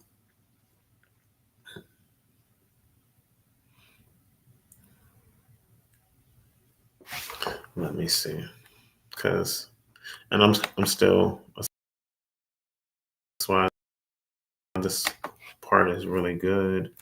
Let's do electrical, because what it depends on is my understanding of a rough end. Rough end, and from my understanding, would be if it's just up through the floor, then yes, we could do them right away. But we're looking for to do them right away. I'd like to have the roof on, but let me see. Electrical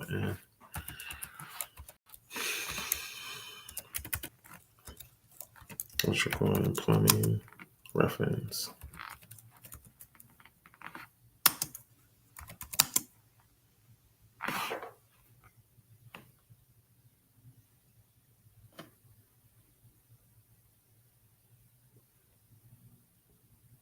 So rough end and finish. We'll go both.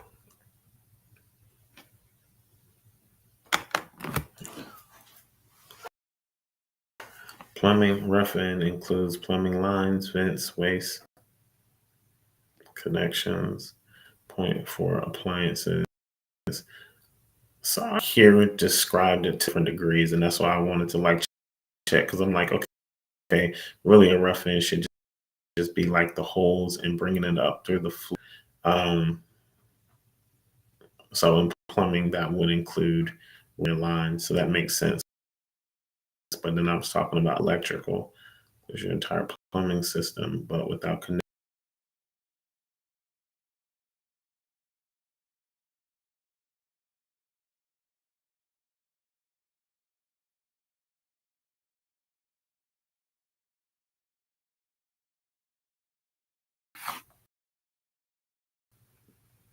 That allows the plumbing and the electrical to come up the building. For the electrical wouldn't be necessary. Let me see.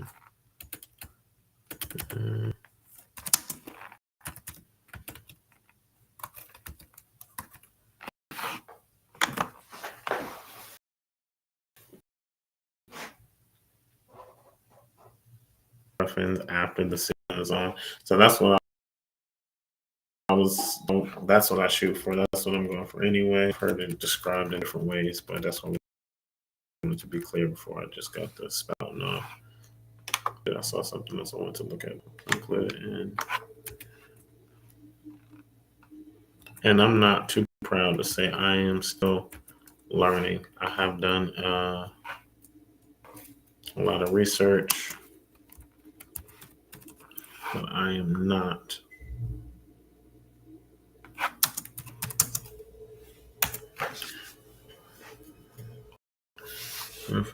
the basic framework complete. This includes your interior wall frame, floor joist, subflooring, ceiling joist, roof rafters. Boom. So yes. Somebody asked me that, and I'm wondering, was it a trick question or was it just their own intent? Because this is exactly what I described. I said I'd like to have the roof on first, and then they were saying that it really just depends on the temperature or the climate. But overall, I'm shooting for the roof being up. Now, I said that too, but based on what they said, I did incorporate it because they have built some home, and their opinion was that it really just depended on the weather. But we don't want to have any electrical rough ends without a ceiling. That don't make no sense. I think it would be it's overall asking for a bad time. So sorry for that. Like I said, I want to keep it linear. We're gonna hop back in where we were, but um, well, when we subfloors, definitely want them. The reason I like, and I say the reference, I want to be real specific about it is because a lot of times the subfloor is completely built and there are no, um, it makes a lot of work whenever you haven't prepared or you haven't already planned out where those rough ends are going to be. If you haven't already removed those sections as you're building, especially like with if you have a slab. I personally would make the holes, and I should go back and do some research to see what is the specific language used for those cutouts, because it's not obviously not rough ends, but what is the specific language used for those cutouts for the utilities? But I want to make sure that I'm cognizant of where those should be coming through, and making the proper arrangements. Making the proper arrangements for those connections to come through the floor without having to do a whole bunch of work, or concrete um, cutting or breaking. Um, and same thing with the cutting, like cutting through the floor. I'd rather know where things are going to be as I'm putting the floor down, and make the appropriate spaces so that we can just bring things right up through. I feel like that's going to make everything. I'm really going to be very, I want to say integral. I'm going to be very involved in the carpentry part. As far as like the framing, that is going to be something that I'm going to very much so enjoy doing. I'm going to be involved in every part, from the digging, the excavation required, however much required, to the actual putting the foundation down, whatever type of foundation that we decide is appropriate for the soil type. Very much so going to be a part of safety and planning, and making sure that the site is meeting like OSHA regulations every step of the way, sloping or whatever type of digging, and securing the soil as we move down, sloping, etc. So whatever it's going to take to get the job done and get it done in a way that is highly representative of the level of professionalism and safety that we're looking to bring to our projects is what I'm going to be doing. Outside of the safety, we'll roll into that subfloor, and that is going to be my favorite part. If not, it'll be one of my favorite parts. I won't say my favorite part, but that is the part that I initially start from the ground up. So that is where, following the foundation, a lot of my research was. I spent a lot of time understanding before I went to the next part, and uh, just you learn one thing, and then that's specific to one type of foundation. So hey, you see something else and it doesn't make sense or it doesn't match, and you have to go back and research again. So what type of subfloor do I build with this type of foundation, or do I use anchors, or am I just on top of basically where you have your so terminology still eludes me at times, but basically you'd have like your, I'm gonna say your molds, pretty much, where you have like your uh, one by uh, 1x4s or 1x6s, and they are allowing you to do your footing, right? So you would break the or you pull down the 1x6s after the concrete is set, and you'd have like your footing. So in those type of situations, you'd be putting the anchor bolts directly into the footing, and then putting the mud sills on top of that, or the sole plates on top of that. In other situations, you may have like a complete pier and beam system. Um, a lot of times they're both incorporated. So uh, a lot of times they're both incorporated, because you'll have to have those structural supports at other places that are not the footing, or not the outside or perimeter walls. Sometimes you won't have that footing at all. Sometimes it will be a complete pier and beam system. So there are a few different ways, based on me specifically, from what I was learning, would be based on the soil type. A certain type of soils, you may just put down a slab. Some type of soils, you may put down some piers, and then put a slab on top of it, and then do a footing.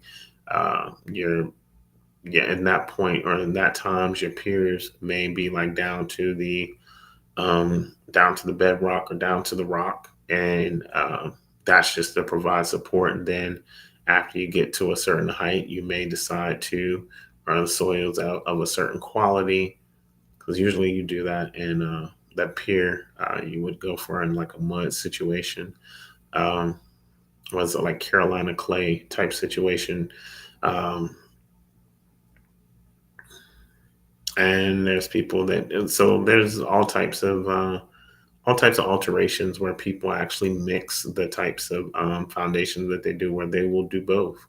Um, they'll do both pier with a slab, or they'll do um,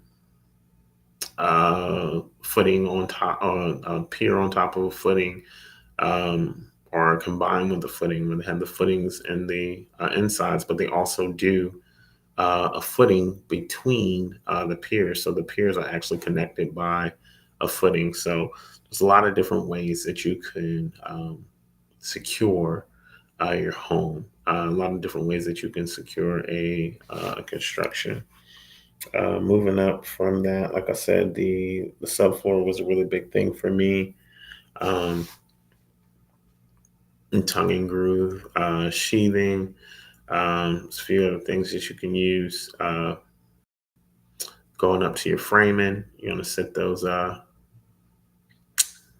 your so you got your mud plate, and then on top of that, you're gonna have your sole plate, because that's gonna be the bottom of your wall framing.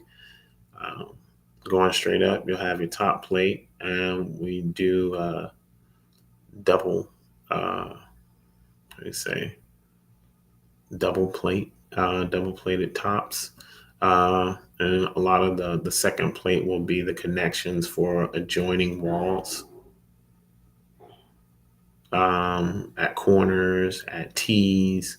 So like if you have like an L-shaped corner, or like the outer wall, or if you had a internal wall that had some type of like T, where it's joined at a T, that top plate would really be um, the ways that you're connecting your framing.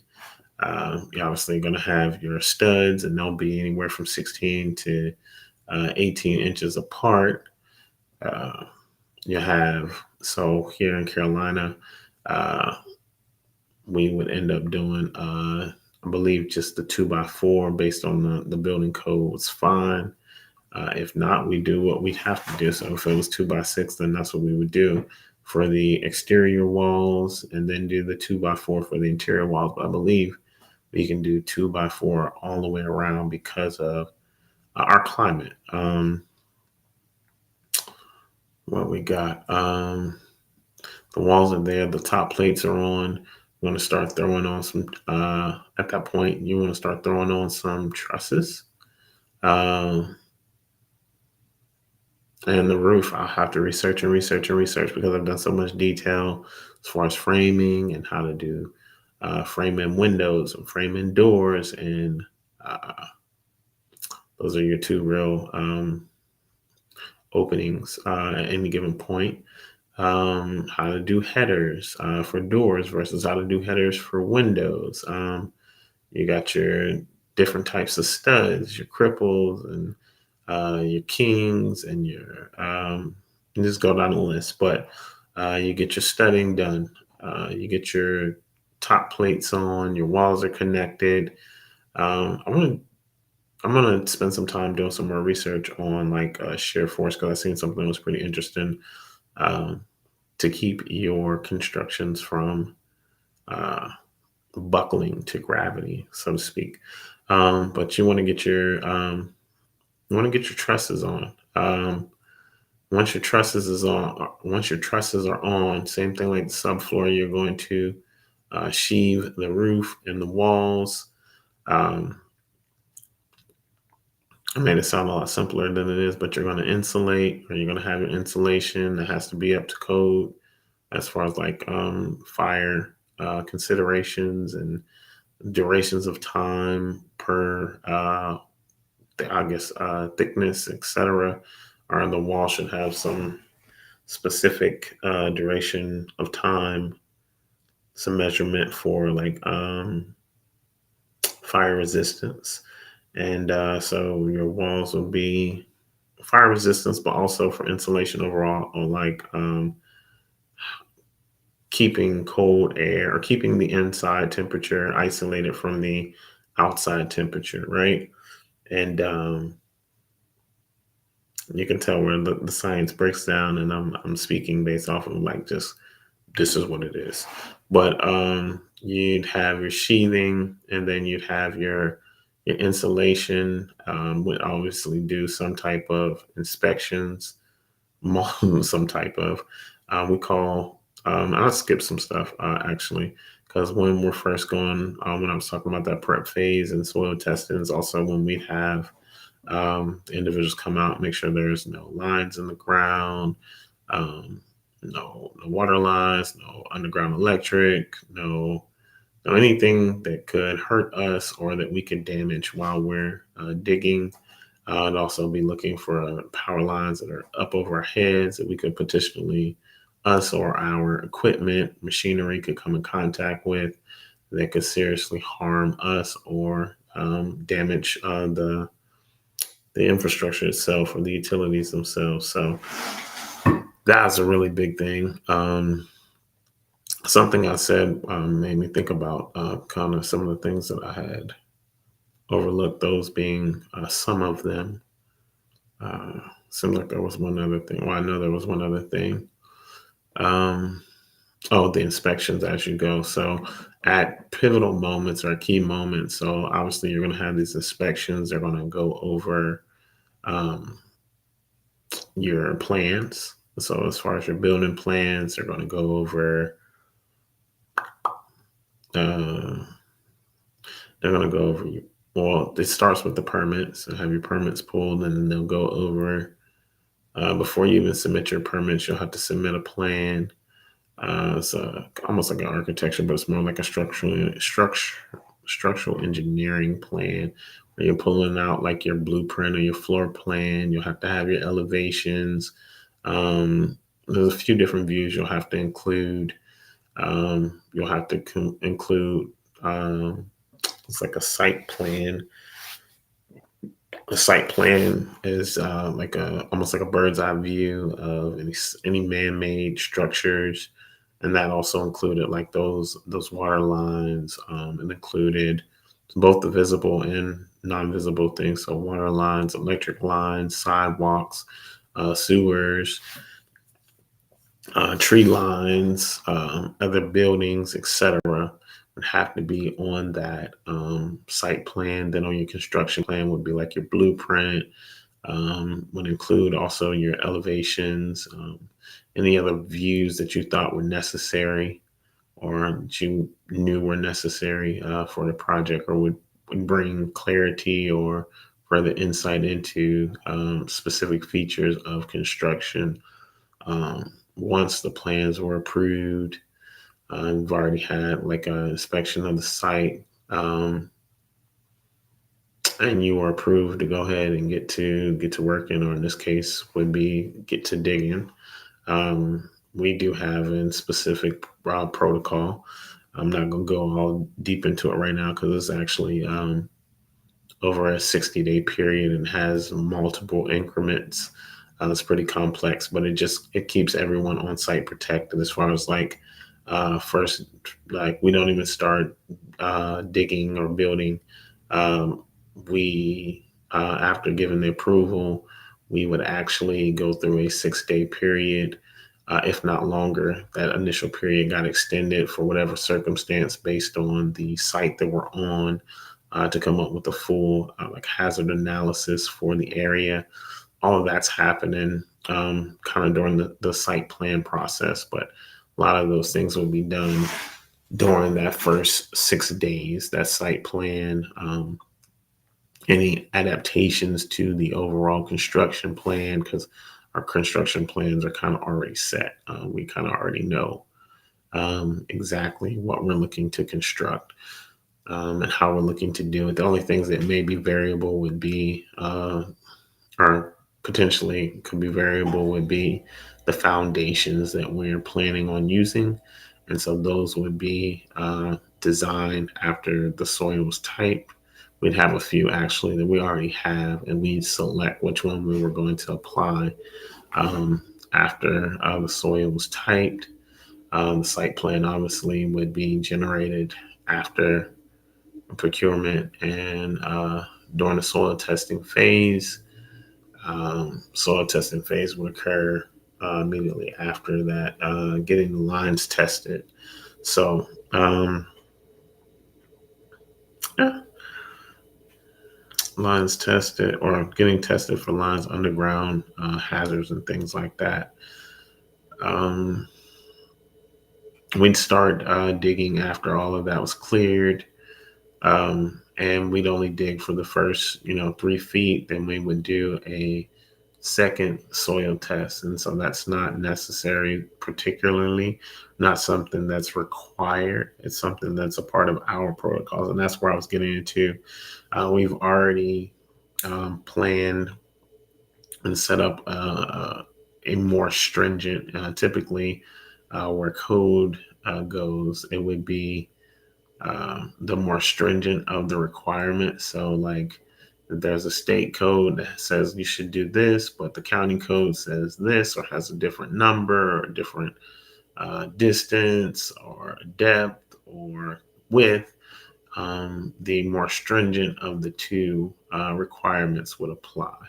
And so that is typically how things are done for our organization itself. We, when it comes to like protocol, obviously we're not going to change the code or anything, but the way that we do things, a lot of times our protocols are going to be more stringent than what is required by federal or state regulations, because we want to make sure that we've taken every precaution to be the best at what we're doing, and to be doing something that can be sustained and not have hiccups and run into trouble. So we do that second soil test, and it would be documented at 3 feet. That would allow us uh, to actually work for the first so many days up to that next period. So the first period was 6 days.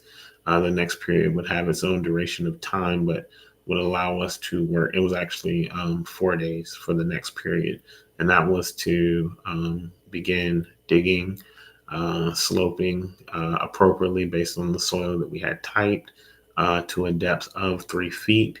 The full area of the uh, foundation of that building. So we'd have that 3 feet excavation at that point that would not require any like encavement or entrapment. It's confined spaces, the word would not require any confined space consideration. And we'd be able to work freely, get to a point where everything is very level and very safe, and with the proper shoring, it would be a safe site. So at which point we'd reevaluate, check our soil type, and see what type of sloping would be required to go deeper, or to go further, or to continue going. At which point um, we would follow that. So if the soil type became less had become less as we went down, we'd obviously adhere to the requirements of the lower soil. If the soil had improved, then we would potentially change the slope uh, to fit the grade of the lower soil. But that is how we would proceed. Hopefully, the soil would always get better, or at least stay consistently great. But in the event that it did change, we would be able to take the proper safety precautions. Um, and the certain types of soil that would be more than enough to, if we were just going to do a slab, to go ahead and, so that would be, I want to get ahead of myself again. At which point, if only a slab was required, 3 feet would be pretty deep. It would allow us to put in some piers. If only a slab was required, I would go with putting in the piers and then doing a refill. When I talk about the piers, are specifically like It's like toilet paper tube almost, but very large size with the rebar already in it, and like kind of pre units or like a ready set pour type of situation, where you could put these piers that are kind of prefabricated but just do not have the concrete. So they have like an outer shell that's like a toilet paper tube and the rebar inside. And we place them the appropriate distances apart. Go ahead and pour, let the concrete set, and then we would do like kind of a fill in around it up to the level. So we'd actually go back to maybe putting the soil back and then doing a slab on top. Or if we were going to do, we would like just really wanted to get beastie with it, we may do pier with footing between each pier.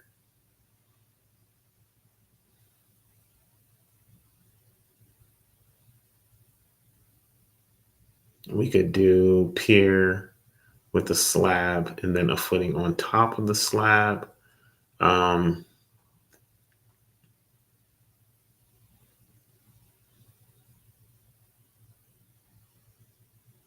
I guess it's really just kind of endless, and that would be something that our engineer would really be heavily involved in as well. Um, I'm just like blasting through like ideas for foundations, but we'd actually sit down and get to the science of what was most appropriate. Like I said, I am still doing a lot of research, and I have a great understanding of what is to get the project done. But as far as like context to the actual situation, and even maybe being at certain times told by my engineer, oh, nope, not that one. Maybe some of the things that I say may sound even outlandish if you were a professional. You're just like, maybe not. So I'm humble enough to say that no, maybe not. But we definitely we do have the protocol. We have the safety, the desire to be safe to the extent where the intervals are set out for these considerations, especially like the levels of digging, and having the points of egress. As far as safety, there will be no hiccups. There will be no room for error is what we're shooting for, especially because we're planning on having youths out at our sites at times. They will not be a part of certain activities. They may be there for observation for certain activities only. There will be some activities that they may be able to participate in. They definitely will get like following like some classroom education on specific activities that we're performing. They may be able to come out and observe. They will be able to come out and observe, but in certain instances, still working through exactly what we're going to allow them to do or to what extent we would allow them to do things after training. So safety is of paramount importance. Uh,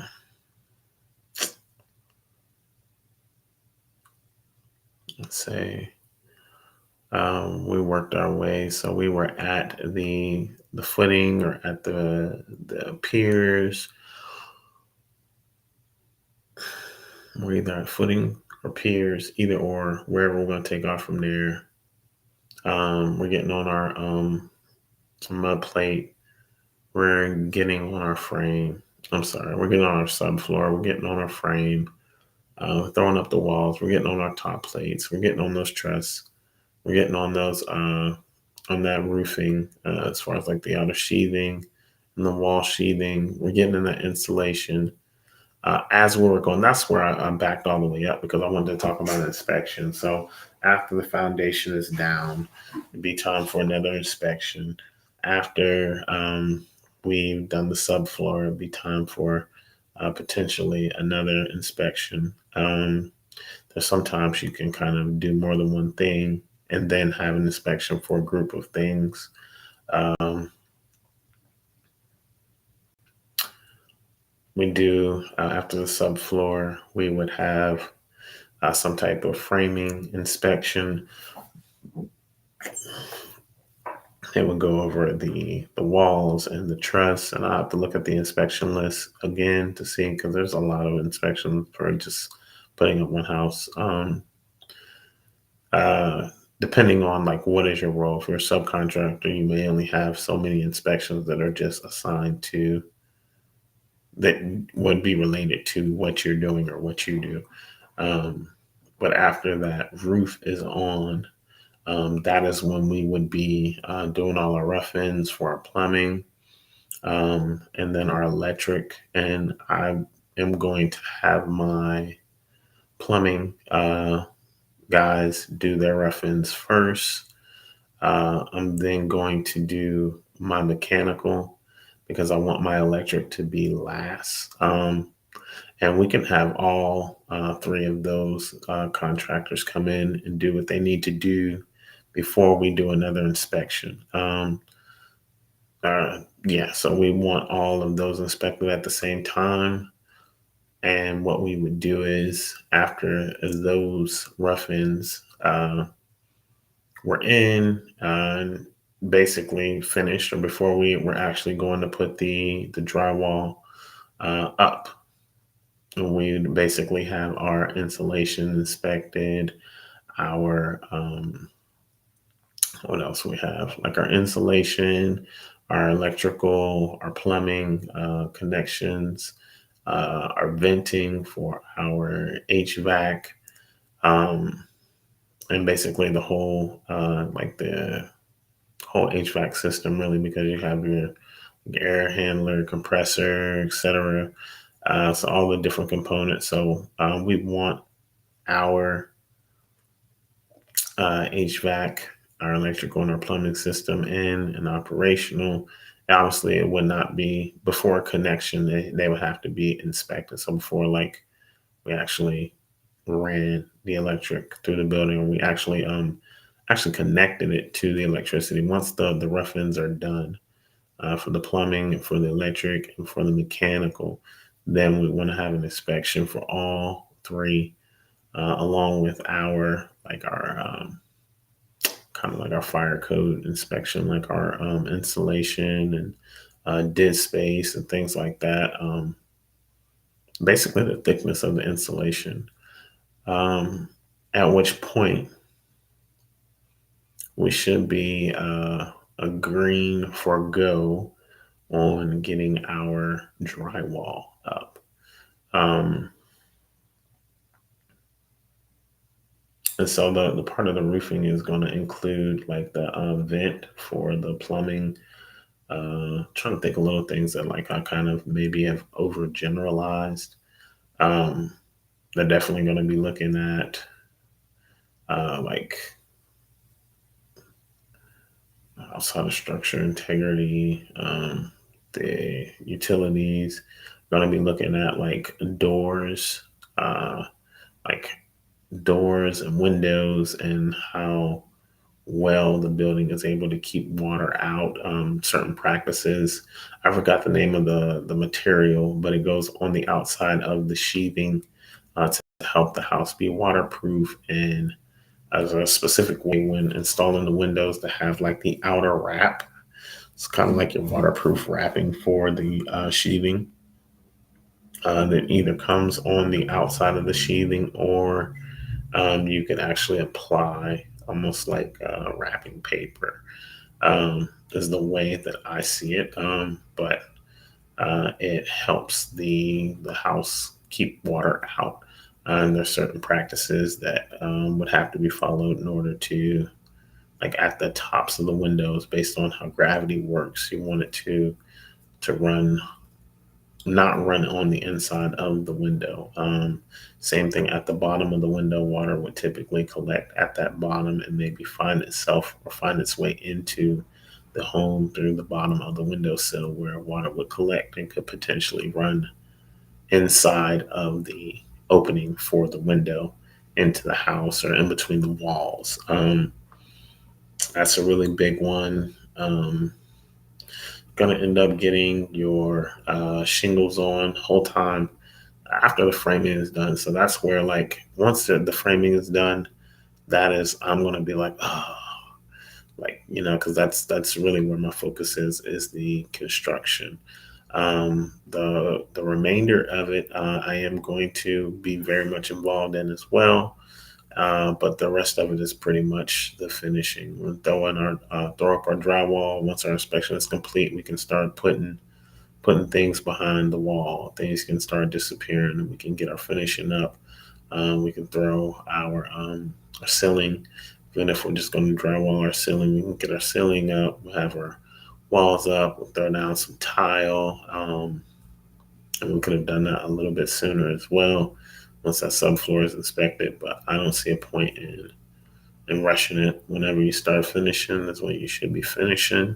So the floors may come before the other things, but it would come after all of the framing is done for me. Uh, get our flooring done, get our drywall in. Uh, I'm sorry, I lied.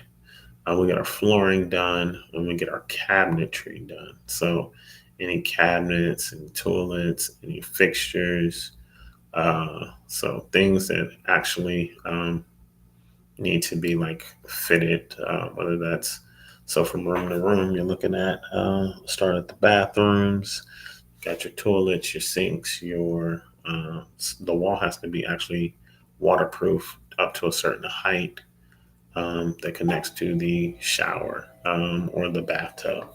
So um, let's see. You got your tub or shower tub set up, shower or tub set up, toilet. Uh, you got your sink um, rolling out of there. Let's just say you're in your laundry room. You got your hookups for your, gotta have your water heater and stuff. And that was in the kind of, would I include that in the, so I'll include that in the plumbing because, yeah, obviously. But you got your water heater,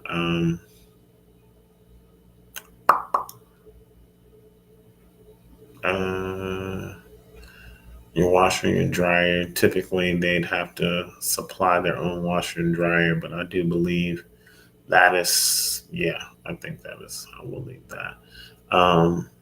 Unless something changes and we have a pipeline for supplying a washer and dryer to the homes that we build. For right now, I think that will be something that they will be required uh, to use either us or other resources to provide. I do know that there are resources available, like emergency resources available to help with appliances like stoves and refrigerators and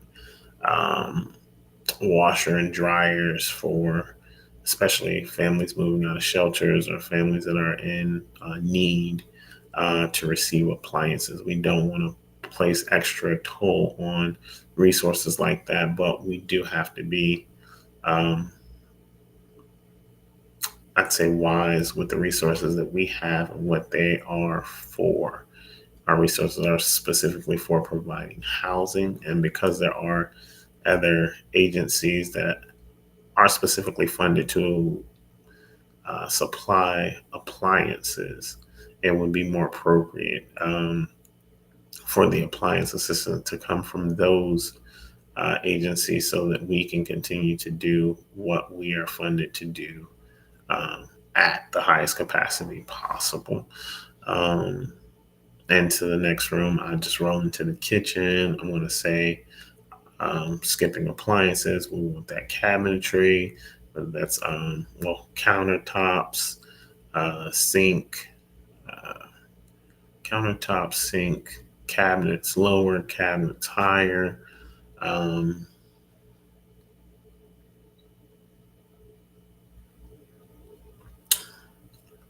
you obviously got to have the adequate outlets for like stove and certain refrigerators. Some refrigerators do require, deep freezers do require similar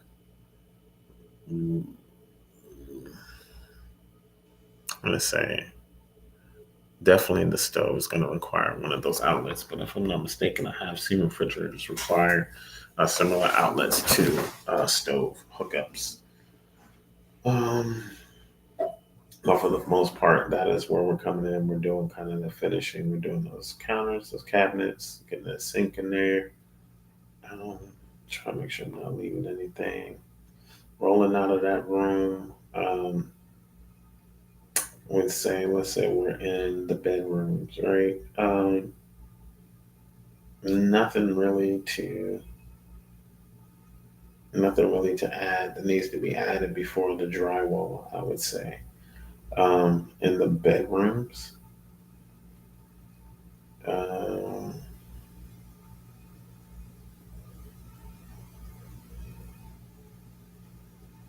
in hallways, uh,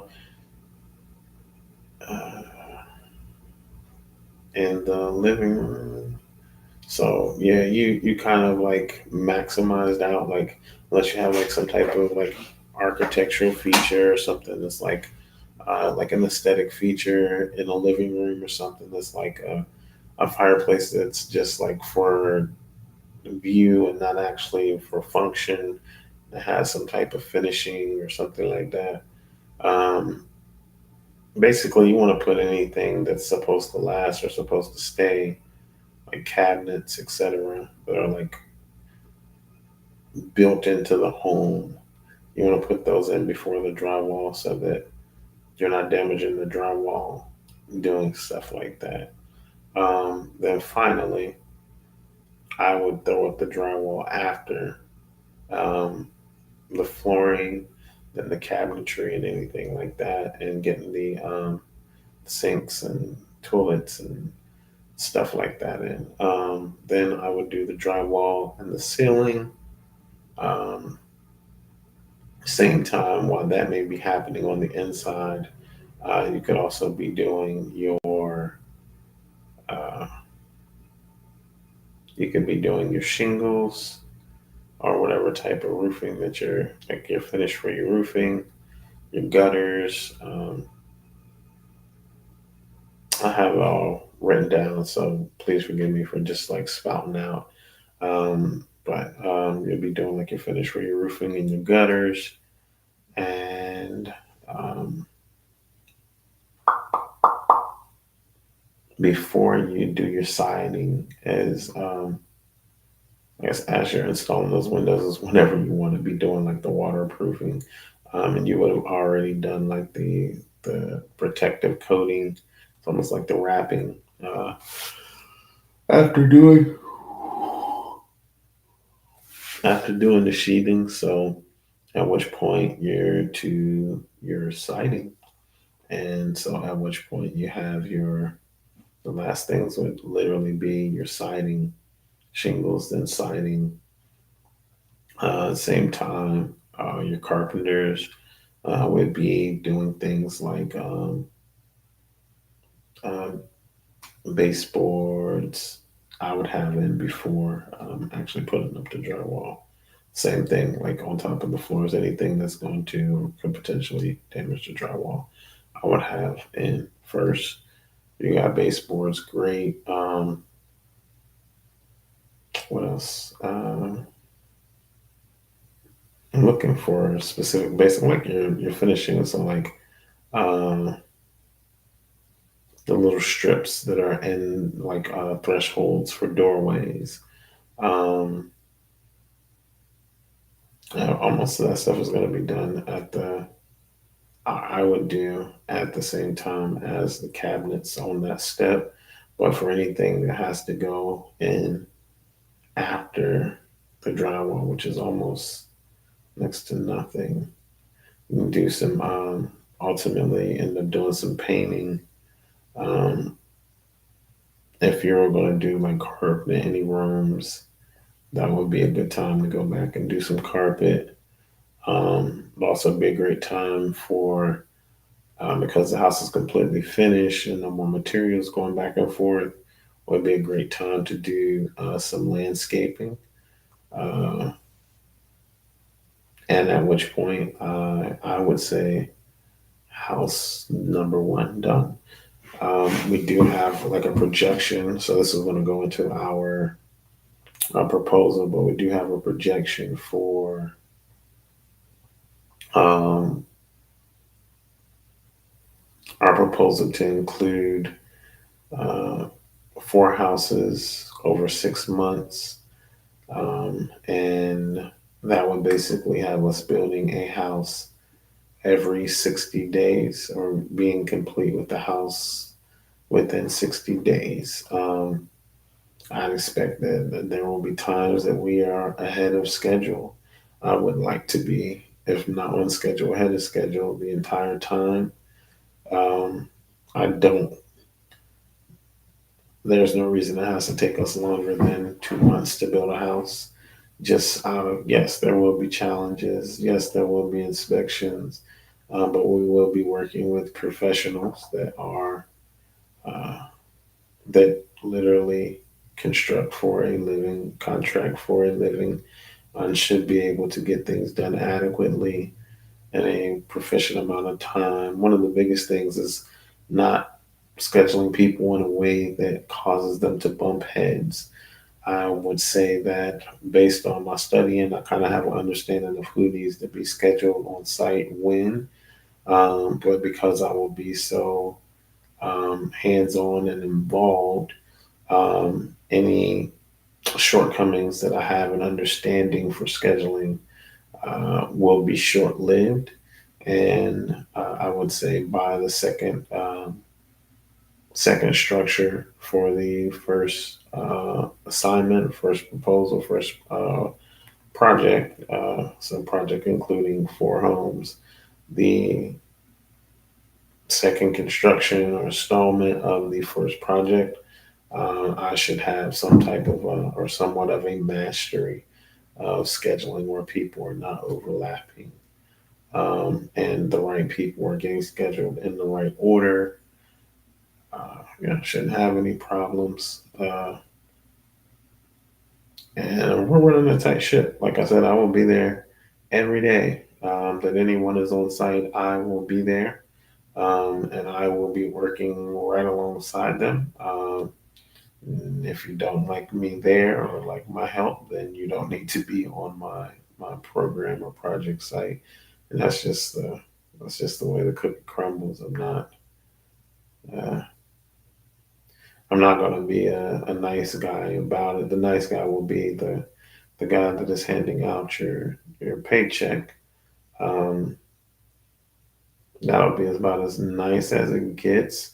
Um, as far as like leniency for attitudes and wanting, like, hey, I work on my own and I can do it. And why are you babysitting me? I don't want to hear it. I'll be there every step of the way, not as like a helicopter parent or to micromanage, but because I'm there to learn. But I'm also there to make sure that things are going perfectly. Perfectly. I'm also there for the safety of not only the individuals working, but for the safety of our youth that are going to be on site and making sure that the site is appropriate for them. Do have uh, a few specific contractors in mind. One specifically that is a faith-based construction company or development company, and I think that they would be very appropriate to have uh, some of our young people around as far as like role models and mentors and things of that nature. But really looking for a consistent environment, a very positive environment, um, an environment that encourages and enriches the youth that are involved, the volunteers that are involved, my staff, as well as the employees and the contractors involved. So that's what we're aiming for. Um, Outside of that, project gets done, amazing. And so the first 1 or 2 projects, we're not going to be as focused about getting youth on a site as we are about getting things done. because this isn't just, the mentorship is great, but there are actually real people that are needing places to stay, and we need to make sure that we're able to provide the places to stay as quickly as possible. So once that we're sure that we have the recipe or the formula correct for providing the stable places to stay, we can start incorporating the mentorship to the site, and things would roll out from there. Um, the landscaping, we can go into sustainability. Everything isn't all written out just yet. So there is opportunities. I'd like to do some more research. Time is of the essence, and I'd like to get things moving forward with funding. But research is always helpful, and it's gotten us pushed out this far. I'd really like to base, if any of you are watching and have suggestions, some of our designs or some of our structural concepts to also incorporate sustainability. That's very important to me.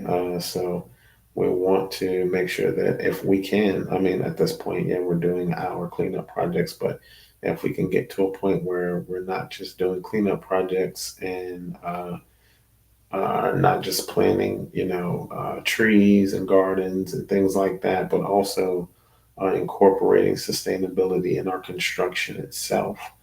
That would be really, really awesome. That would be even better. Um, so yeah, um, biggest things I can think about right now is like different ways to power homes. Obviously, have solar panels, which while they may be like a more green form of energy, I've done a lot of research throughout my academic career on solar panels themselves, and they're not very green to make. I hate to say it. Um, don't give me the JFK. Uh, but yeah, so other forms of energy, I really am into the idea of there was some Chinese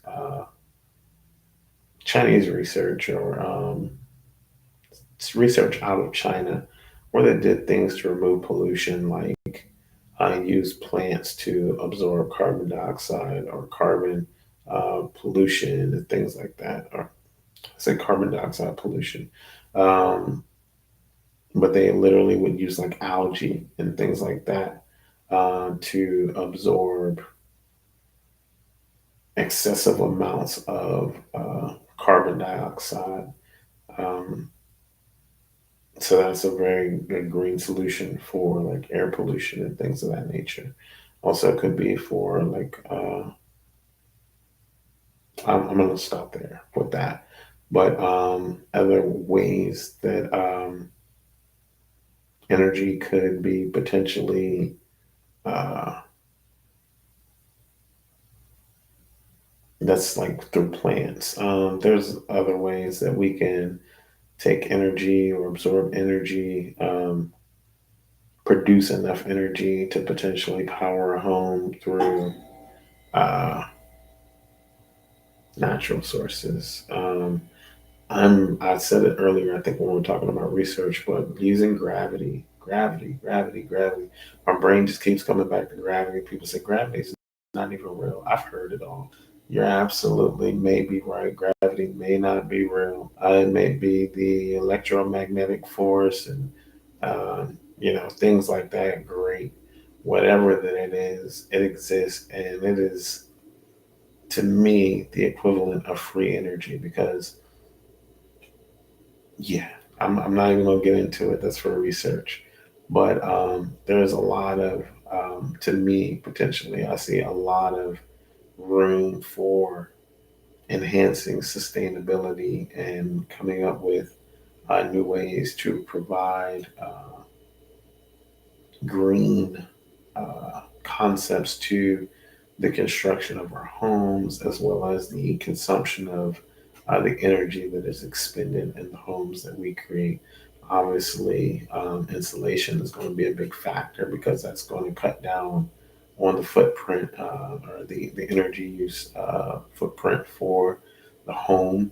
If we are not insulating properly, if we can come up with like room designs or can do research on room sizes and shapes that are the most efficient at um, storing energy or holding energy, um, actually window placements or door placements and things like that. Really doing the research and determining where are the best places for these openings, um, and what is the best way to seal these openings, and going off the research really for things like that. Um, that would be like the next step up. Um, I got pages and pages of research, and I will pop back out to my view where you guys can see me. But I'm gonna finish reading that part. Um, I just give you guys like some scope and idea of how what we're doing fits into all of this. Federal award agencies must have in place a framework for evaluating risk proposed or posed by applicants before they receive federal awards. The more research we do, the fewer risks that they will see in us. This is just the beginning. Actually, after the houses, we're looking to expand into providing working opportunities for these homeless individuals, these individuals without housing, or um, from justice involved backgrounds that are having trouble getting employed, et cetera, et cetera. So the next thing after we have secured the funding for the provision of housing, we will, in establishing kind of like an example of what we're able to do and that we're able to do it successfully, and maybe continue on to secure funding for larger projects, uh, same exact projects, but on a larger scale, more houses over set amounts of time that specifically fit the needs of the local emergency shelters and the families that are housed there. I would be setting off into separate projects for grant writing. One of them would be the resource center, which would also be a part of this like community enrichment. Um, that would be our fifth pillar. I talked about four so far, but that would be our fifth pillar is community engagement and enrichment through outreach, community involvement, inspiration. So that's our fifth pillar. Mm.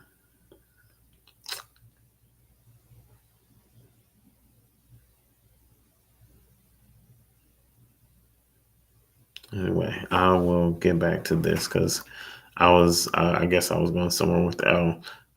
So after addressing that fifth pillar, or how we outside of this way of addressing that fifth pillar, we'd also be looking to provide employment and um, actually, let me correct my words. That fifth pillar we would implement through the resource center and other things like that. So that's other funding. And you guys kind of saw my little list of funding that we would be specifically seeking to obtain or secure outside of those projects. I also would be doing some grant writing on a for profit side that would be separate, potentially separate from all of this.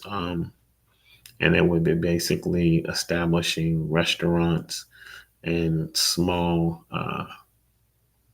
let's say, manufacturing establishments that we would be able to use to employ specifically individuals that are unable to find work, etc., maybe looking for housing, etc., it would allow us to provide more opportunities to individuals that find themselves in hard situations. It would allow them some type of income that they would be able to apply to, if not our housing program, some other housing program that required some amount of income, or some applied some subsidy to the cost of living, and by them being able to maintain employment through one of our, I wouldn't say our, through one of the other for-profit businesses that I plan on funding completely separate to this nonprofit venture would come down the line. But so many things that we'll have to look forward to, um, and kind of be able to provide a blueprint for securing funding for. All right. So this evaluation may incorporate results of the evaluation of the applicant's eligibility or the quality of its application. If the federal awarding agency determines that a federal award will be made, special conditions that correspond to the degree of risk assessed may be applied to the federal award. Criteria to be evaluated must be described in the announcement of the funding opportunity described. And evaluating risk proposed or posed by the applicant. The federal awarding agency may use a risk-based approach and may consider any items such as the following: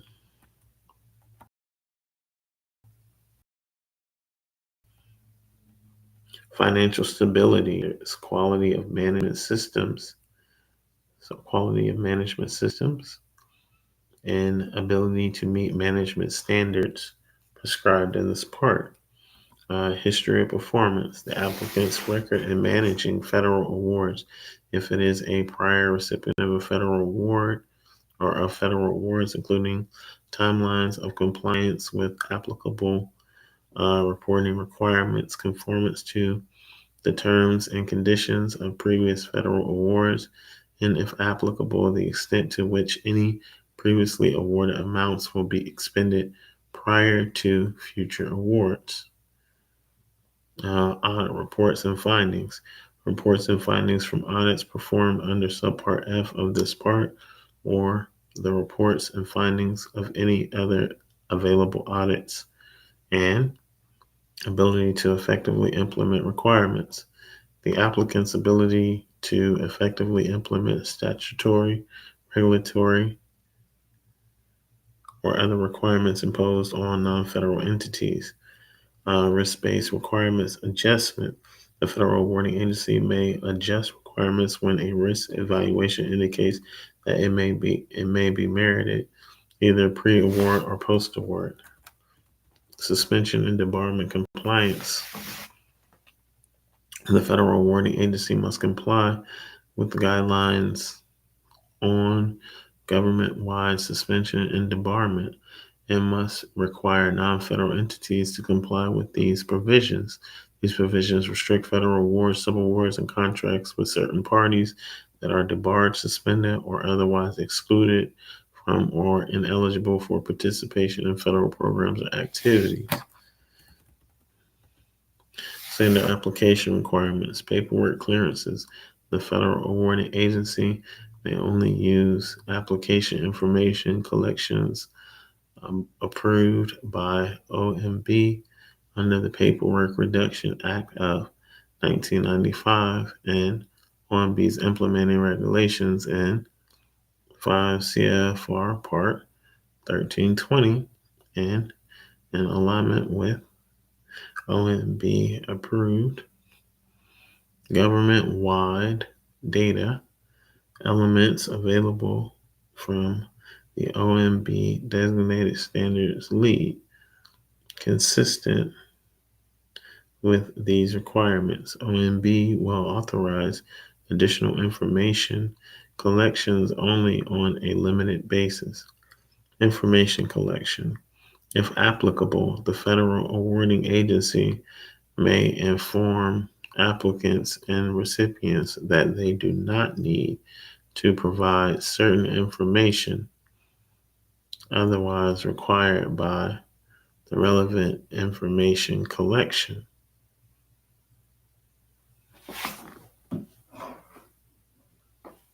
Specific conditions. Federal awarding agencies. Information available. Awarding agency may inform applicants and representatives they do not need to provide certain information otherwise required by relevant information collection. Additional information collection on a limited basis. Specific conditions. Federal awarding agencies are responsible for ensuring that specific federal award conditions are consistent with the program design reflected and include clear performance expectations of recipients as required. The federal awarding agency or pass-through entity may adjust federal award conditions as needed in accordance with this section based on an analysis of the following factors. Based on the criteria set forth, the applicant or recipient history or of compliance with the general or specific terms and conditions of a federal award. The applicant or recipient's ability to meet expected performance goals as described in or a responsibility determination of an applicant or recipient. Responsibility determination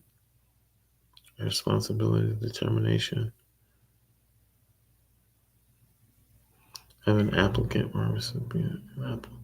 Responsibility determination. Applicant or responsibility or recipient. Additional federal award conditions may include items such as the following: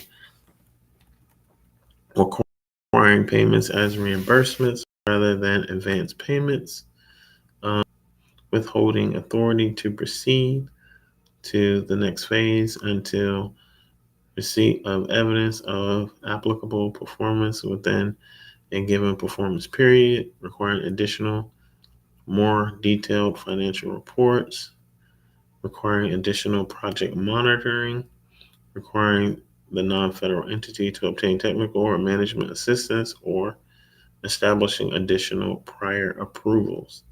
If the federal awarding agency or pass-through entity is imposing additional requirements, they must notify the applicant or non-federal entity as to the nature of the additional requirements, the reason why the additional requirements are being imposed, the nature of the action needed to remove the additional requirements if applicable, the time allowed for completing the actions if applicable, and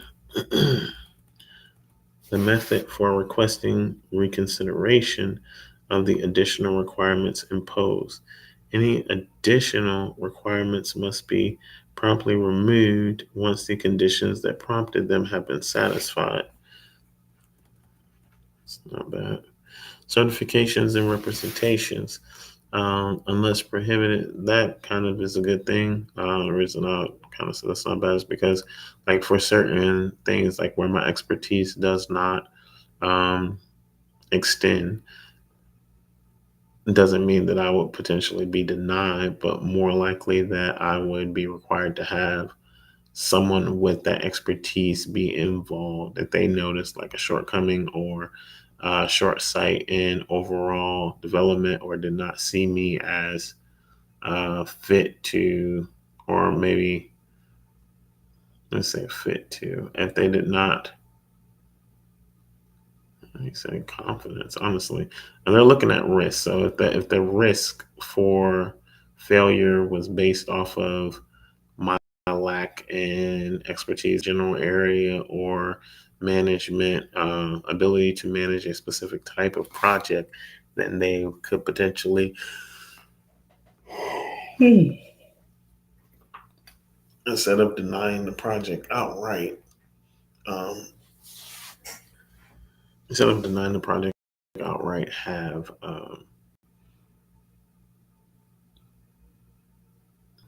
what is it? So the project, all right, have me, or have a requirement that I bring on someone to assist in that capacity of management.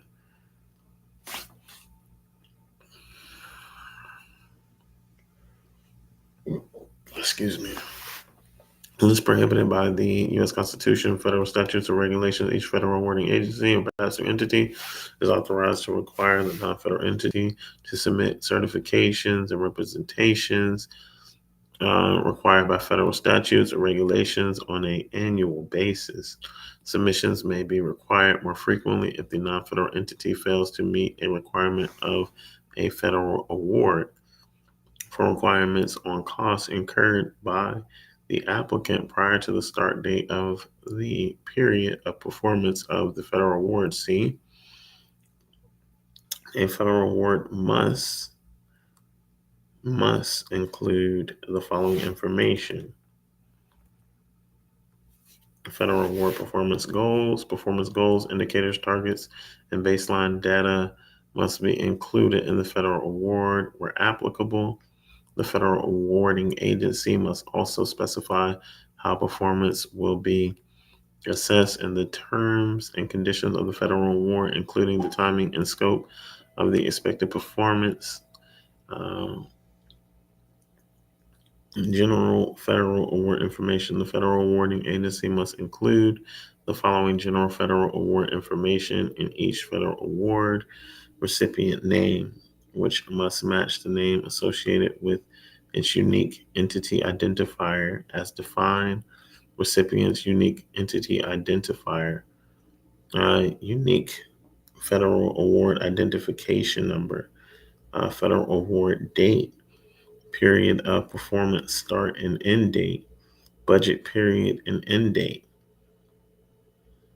amount of federal funds obligated by this action; total amount of federal funds obligated; total approved cost sharing or matching where applicable; total amount of the federal award including approved cost sharing or matching; budget approved by the federal awarding agency; federal award description to comply with the statutory requirements; name of federal awarding agency and contact information for awarding official; assistance listing number and title; identification of whether the award is R&D, and indirect cost rate of the federal award, including if the de minimis rate is charged per.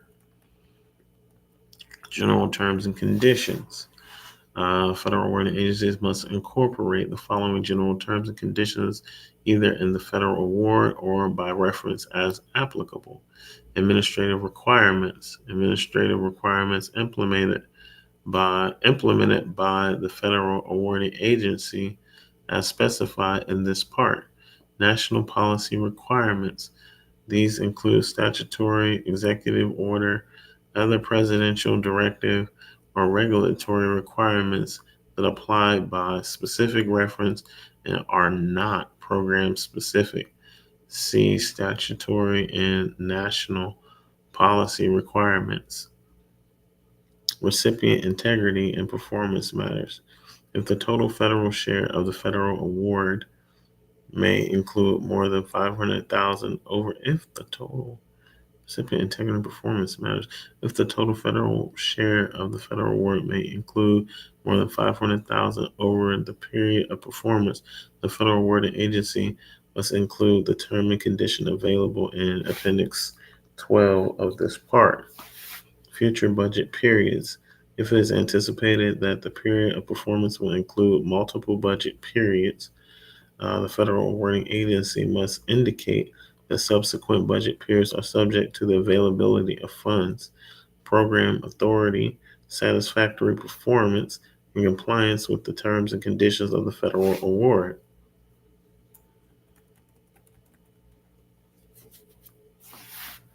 Termination provisions.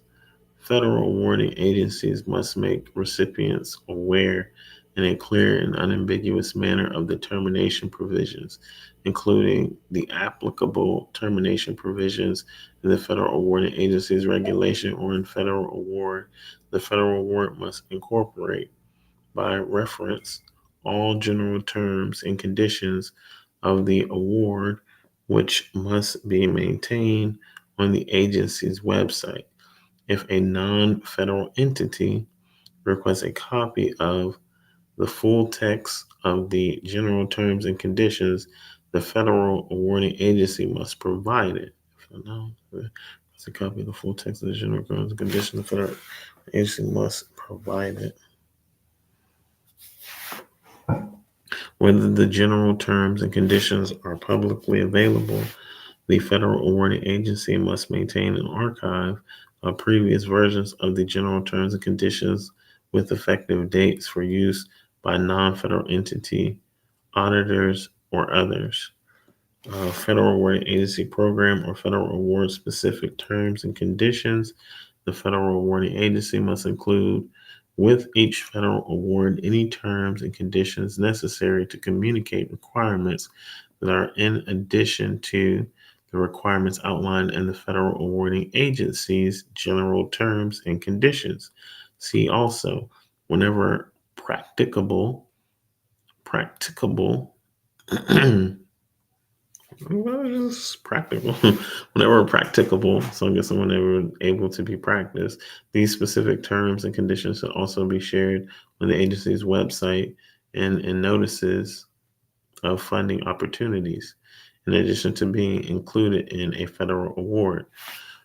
Oh, excuse me. Federal awarding agency requirements. Any other information required by the federal awarding agency.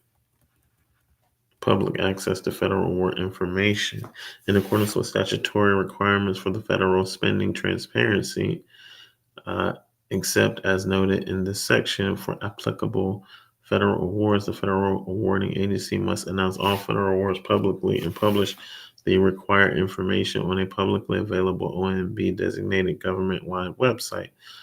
All information posted in the designated integrity and performance system accessible through SAM on or after April 15, 2011 will be publicly available after a waiting period of 14 calendar days, except for past performance reviews required by federal government contractors in accordance with the Federal Acquisition Regulation. Information that was entered prior to April 15th. Information that is withdrawn during the 14 calendar day waiting period by the federal government official. Nothing in this section may be construed as requiring the publication of information otherwise exempt under the Freedom of Information Act or controlled unclassified information pursuant to executive order.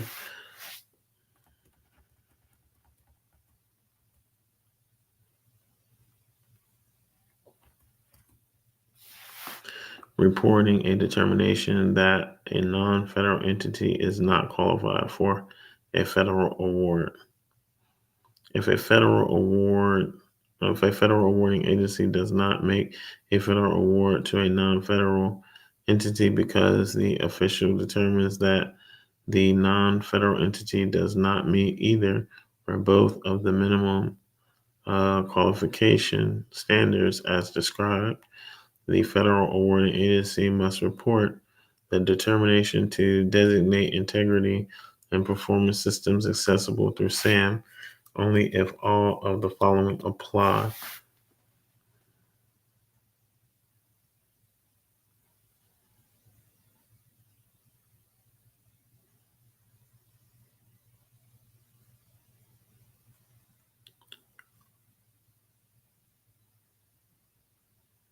The only basis for the determination described in this paragraph A is the non-federal entity's prior record of executing programs or activities under federal awards or its record of integrity and business ethics as described in the entity was determined to be qualified based on all factors other than those two standards, and the total federal share of the federal award that otherwise would be made to the non-federal entity is expected to exceed the simplified acquisition threshold over the period of performance.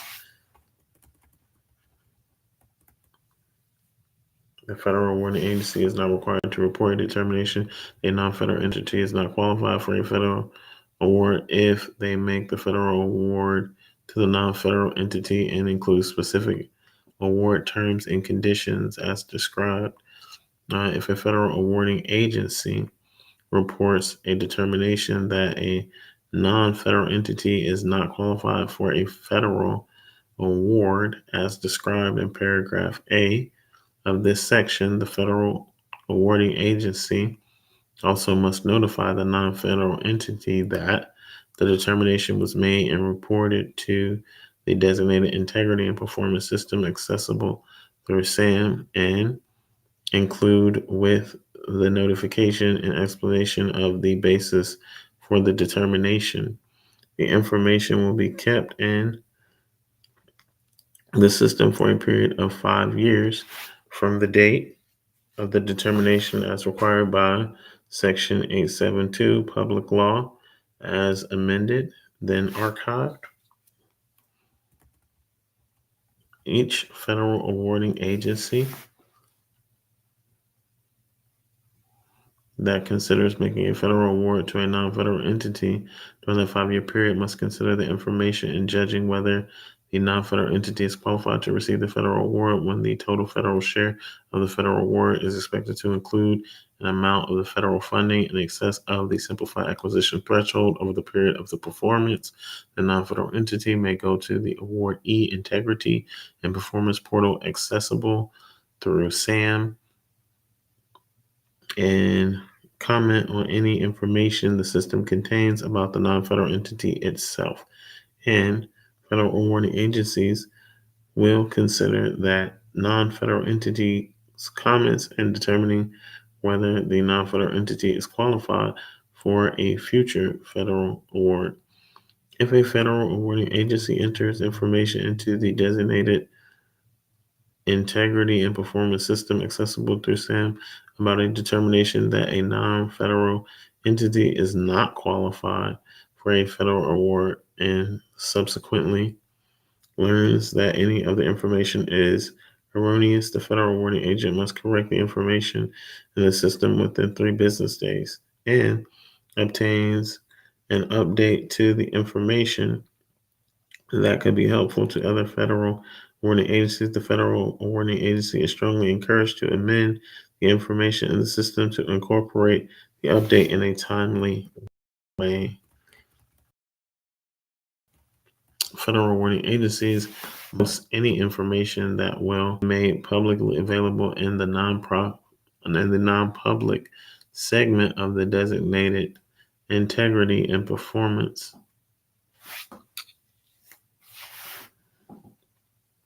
made publicly available in the non-public segment of the designated integrity and performance system that is covered by a disclosure exemption under the Freedom of Information Act. If the recipient asserts within 7 calendar days to the federal awarding agency that posted the information that some or all of the information made publicly available is covered by a disclosure exemption under the Freedom of Information Act, the federal awarding agency that posted the information must remove the posting within 7 calendar days of receiving the assertion. Prior to reposting the releasable information, the federal awarding agency must resolve the issue in accordance with the agency's Freedom of Information Act procedures. Suspension and debarment. Non-federal entities are subject to non-procurement, debarment, and suspension regulation implementing executive orders. The regulations strict awards, subawards, and contracts with certain parties that are debarred, suspended, or otherwise excluded from or ineligible for participation in federal assistance programs or activities. Never contract with the enemy. Woo! Federal awarding agencies and recipients are subject to regulations implementing never contract with the enemy. Regulations affect covered contracts, grants, and cooperative agreements that are expected to exceed $50,000 within the period of the performance or performed outside the United States and territories. and are in support of a contingency operation in which members of the armed forces are actively engaged in hostilities. Prohibition on certain telecommunications and video surveillance services or equipment. Recipients and subrecipients are prohibited from obligating or expending loan or grant funds to procure or obtain, extend or renew a contract to procure or obtain,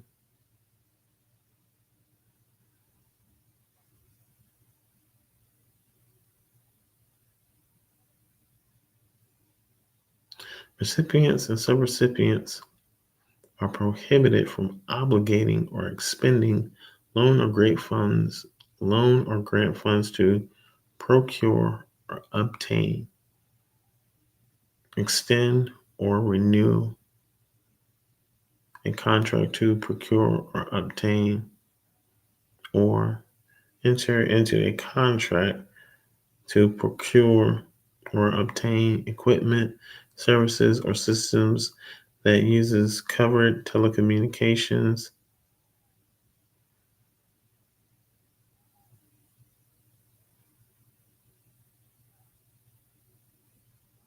equipment or services as substantial or essential components of any system or as critical technology as a part of any system as described in public law.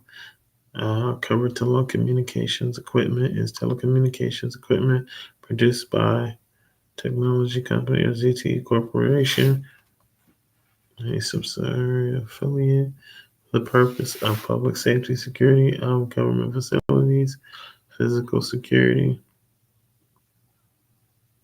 surveillance of critical infrastructure, and other national security purposes. Video surveillance and telecommunications equipment produced by Hytera Communications Corporation, Hangzhou,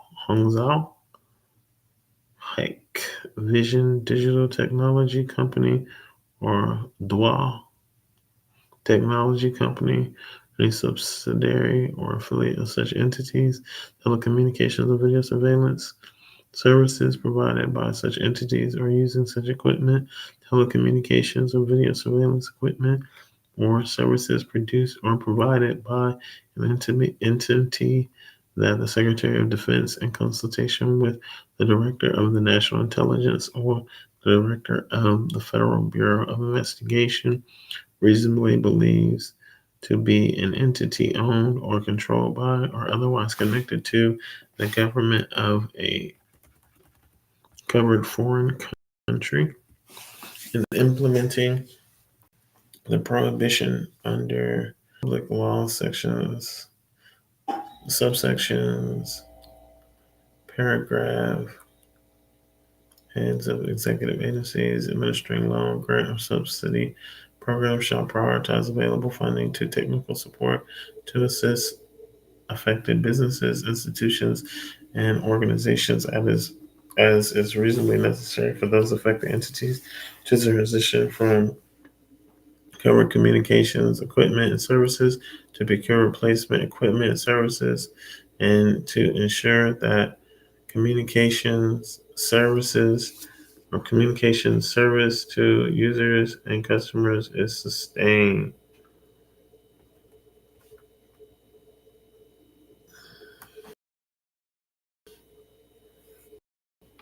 Sheesh. Post federal requirements.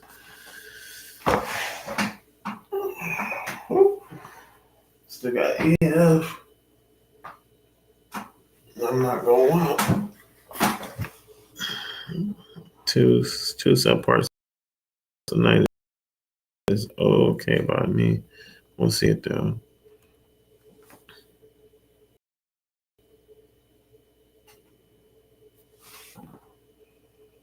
A federal awarding agency must manage and administer the federal award. Let me get busy. Hold on.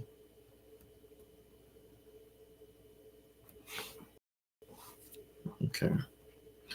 The federal awarding agency must manage and administer the federal award in a manner so as to ensure that federal funding is expended and associated programs are implemented in full accordance with the U.S. Constitution, federal law, and public policy requirements, including but not limited to those protecting free speech, religious liberty, public welfare, the environment, and prohibiting discrimination.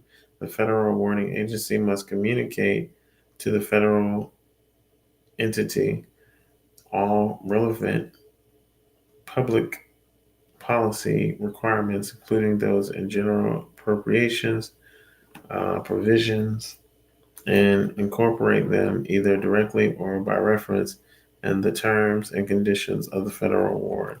The non-federal entity is responsible for complying with all requirements of the federal award for all federal awards. This includes provisions of the FFATA, which includes requirements on executive compensation and also requirements implementing the act for the non-federal entity.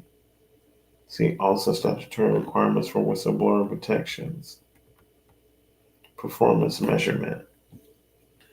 The federal awarding agency must measure the recipient's performance to show achievement of program goals and objectives, share lessons learned, improve program outcomes, and foster adoption of promising practices. Program goals and objectives should be derived from program planning and design. Um, See for more information where appropriate. The federal award may include specific program goals, indicators, targets, baseline data, data collection, or expected outcomes, such as outputs or services, performance, or public impacts of any of these with an expected timeline for accomplishment. Where applicable, this should also include any performance measures or independent sources of data that may be used to measure progress. The federal awarding agency will determine how performance progress is measured, which may differ by program. Performance measurement progress should be both measured and reported. For more information on monitoring program performance, the federal awarding agency may include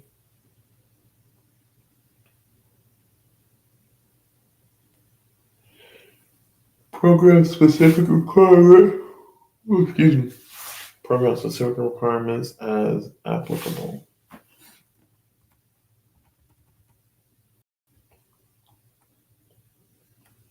These requirements must be aligned to the extent permitted by law with the federal awarding agency's strategic goals, strategic objectives, or performance goals that are relevant to the program. See also OMB, Circular A11, preparation, submission, execution of the budget, Part 6.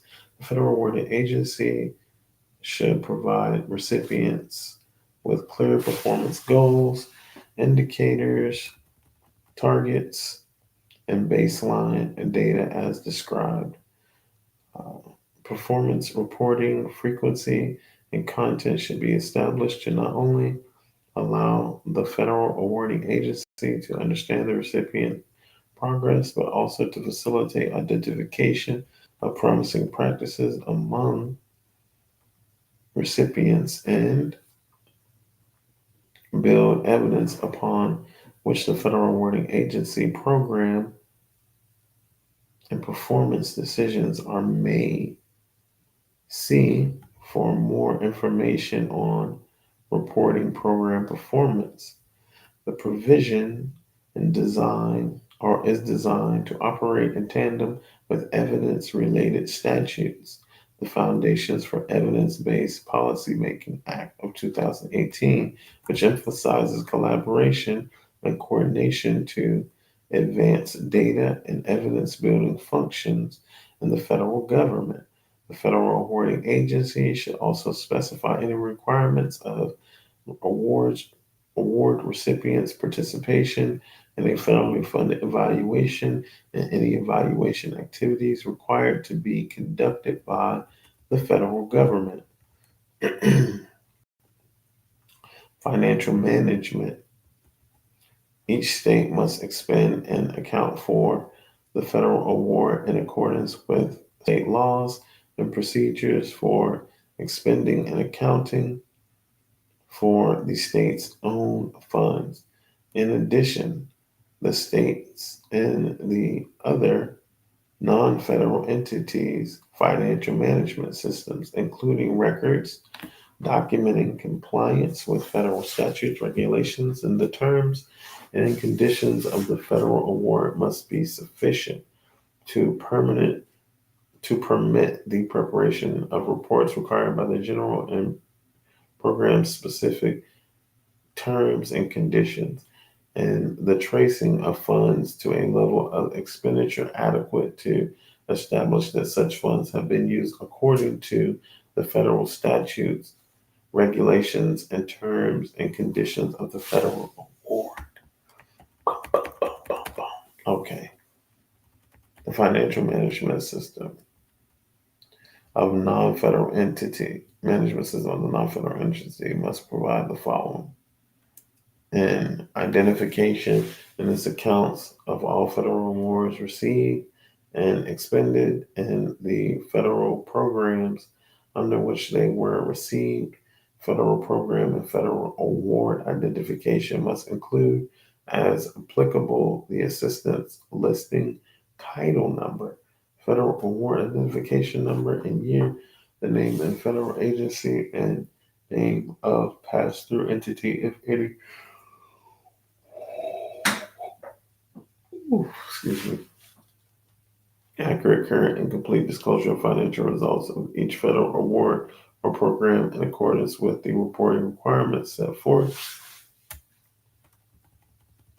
If a federal awarding agency requires reporting on an accrual basis from a recipient that maintains its records on other than an accrual basis, the recipient must not be required to establish an accrual accounting system. This recipient may develop accrual data for its reports on the basis of analysis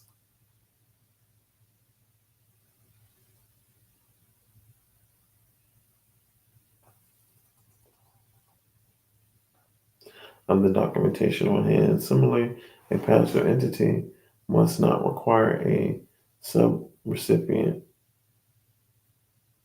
Similarly, a pass-through entity must not require a subrecipient to establish an accrual accounting system and must allow the subrecipient to develop accrual data for its reports on the basis of an analysis of the documentation on hand. Records identify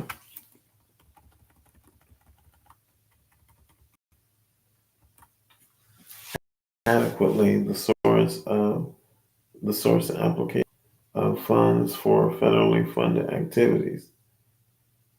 These records must contain information pertaining to federal awards, authorizations, financial obligations, unobligated balances, assets, expenditures, income, and interest, and be supported by source documentation. Effective control over and accountability for all funds, property, and other assets. The non federal entity must adequately safeguard all assets and assure that they are used solely for authorized purposes.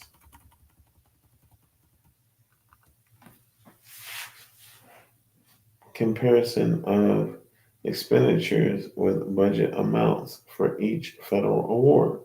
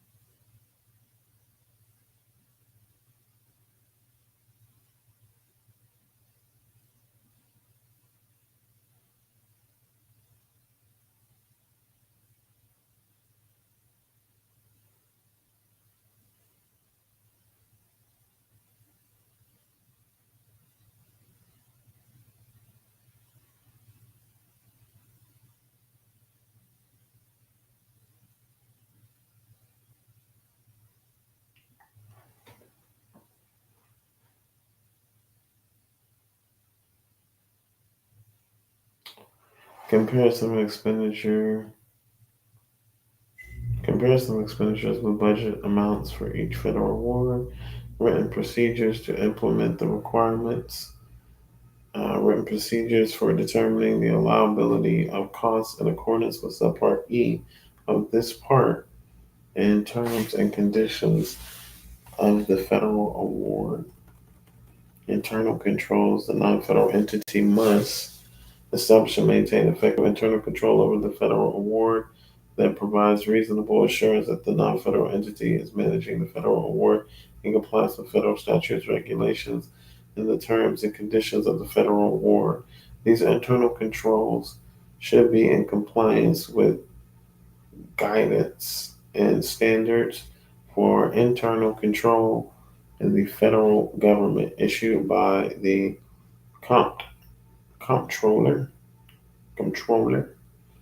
General of the United States on the Internal Control Integrated Framework issued by the Committee of Sponsoring Organizations of the Treadway Commission.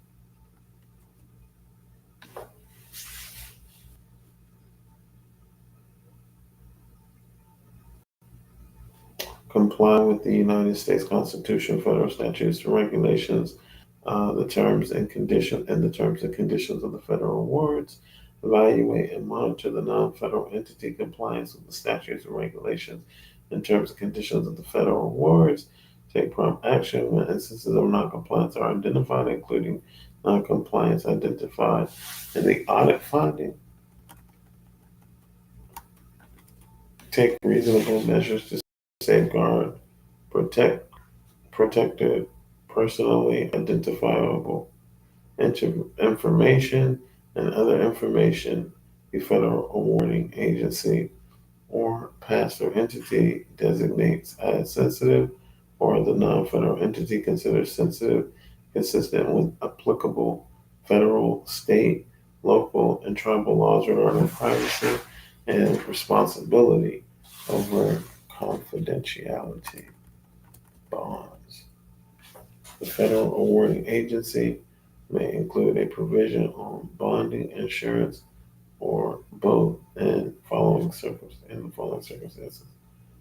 Where the federal government guarantees or ensures the repayment of money borrowed by the recipient, the federal awarding agency, at its discretion, may require adequate bonding and insurance if the bonding and insurance requirements of the non-federal entity are not deemed adequate to protect the interests of the federal government.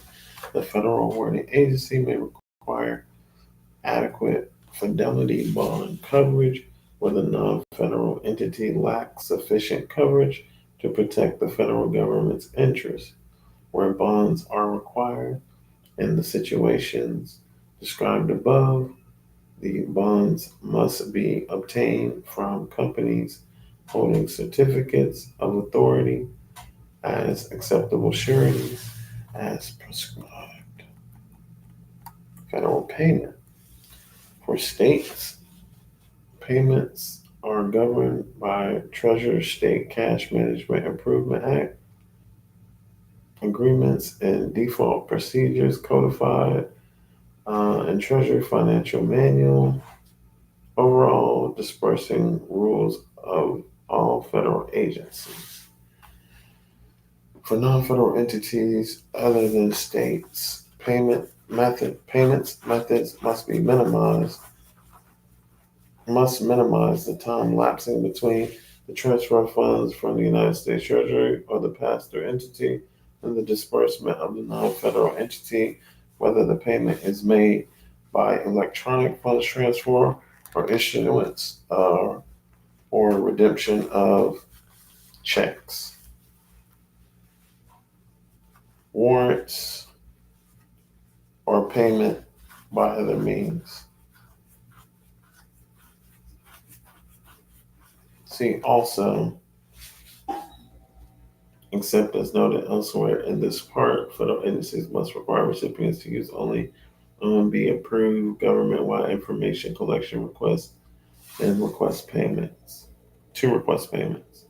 Non-federal entity must be paid in advance provided it maintains or demonstrates the willingness to maintain both written procedures that minimize the time lapsing between the transfer of funds and disbursement by the non-federal entity and the financial management systems that meet the standards for fund control and accountability as established in this part. Advance payments to a non-federal entity must be limited to the minimum amounts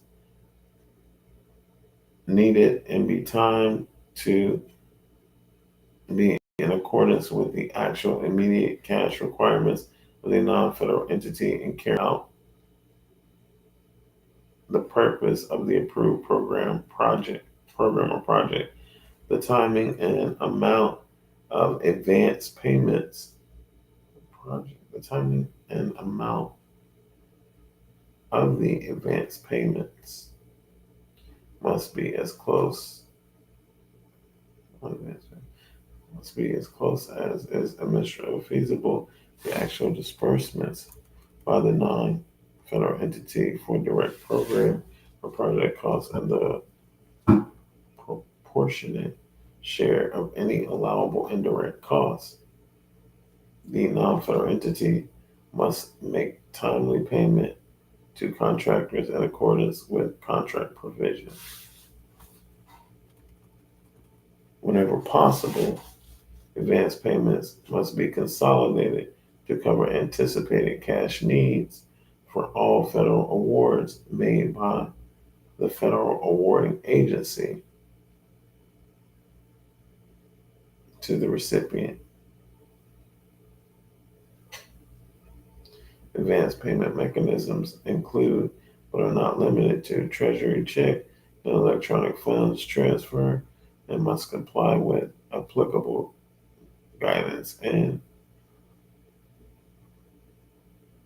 non-federal entities must be authorized to submit requests for advance payments and reimbursements at least monthly when electronic fund transfers are not used and as often as they like when electronic funds are used, if in accordance with the provisions in the Electronic Fund Transfer Act. Reimbursement is preferred method when the requirements in this paragraph cannot be met, when the federal awarding agency sets a specific condition, or when the non-federal agency requests payment by reimbursement. This method may be used on any federal award for construction, or if the major portion of the construction project is accomplished through private market financing or federal loans, and the federal award constitutes a minor portion of the project. When the reimbursement method is used, the federal awarding agency or pass-through entity must make payment within 30 calendar days after receipt of the billing, unless the federal awarding agency or pass-through entity reasonably believes the request to be improper. If the non-federal entity cannot meet the criteria for advance payment, and the federal awarding agency or pass-through entity has determined that reimbursement is not feasible because the non-federal entity lacks sufficient working capital, the federal awarding agency or pass-through entity may provide a cash on a working capital advance basis. Under this procedure, the federal awarding agency or pass-through entity must advance cash payments to the non-federal entity to cover its estimated disbursement needs for an initial period generally geared to the non-federal entity's disbursing cycle. Thereafter, the federal awarding agency or pass-through entity must reimburse the non-federal entity for its actual cash disbursements. Use of the working capital advance method of payment requires that the pass-through entity provide timely advance payments to the recipients in order to meet the subrecipient's actual cash disbursements. The working capital advance Method of payment must not be used by the pass-through entity if the reason for using this method is the unwillingness or inability of the pass-through entity to provide timely advance payments to the subrecipient to meet the subrecipient's actual cash disbursements. To the extent available, the non-federal federal entity must disperse funds available from program income, including repayments to a revolving fund, rebates, refunds, contracts, settlements, audit recoveries, and interest earned on such funds before requesting additional cash payments. Unless otherwise required by federal statutes, payments for allowable costs by non-federal entities must not be withheld at any time during the period of performance unless the conditions subpart D of this part, including or one or more of the following applies. The non-federal entity has failed to comply with the project objectives, federal statutes, regulations, or the terms and conditions of the federal award. The federal, the non-federal entity is delinquent in a debt to the United States as defined in OMB circular, policies for federal credit programs, and non-tax receivables. Under such conditions, the federal awarding agency or pass-through entity may, upon reasonable notice, inform the non-federal entity that payments must not be made for financial obligations incurred after a specific date until the conditions are corrected or the indebtedness to the federal government is liquidated. A payment withheld for failure to comply with federal award conditions, but without suspension of the federal award, must be released to the non-federal entity upon subsequent compliance. When a federal award is suspended, payment adjustments will be made in accordance. A payment must not be made to a non-federal entity for amounts that are withheld by a non-federal entity from payment to contractors to assure satisfactory completion of work. The payment must not be made to a non-federal entity for amounts that are withheld by a non-federal entity from payment to contractors to assure satisfactory completion of work. A payment must be made when non-federal entity actually disperses the withheld funds to the contractors or to escrow accounts established to assure satisfactory completion of the work.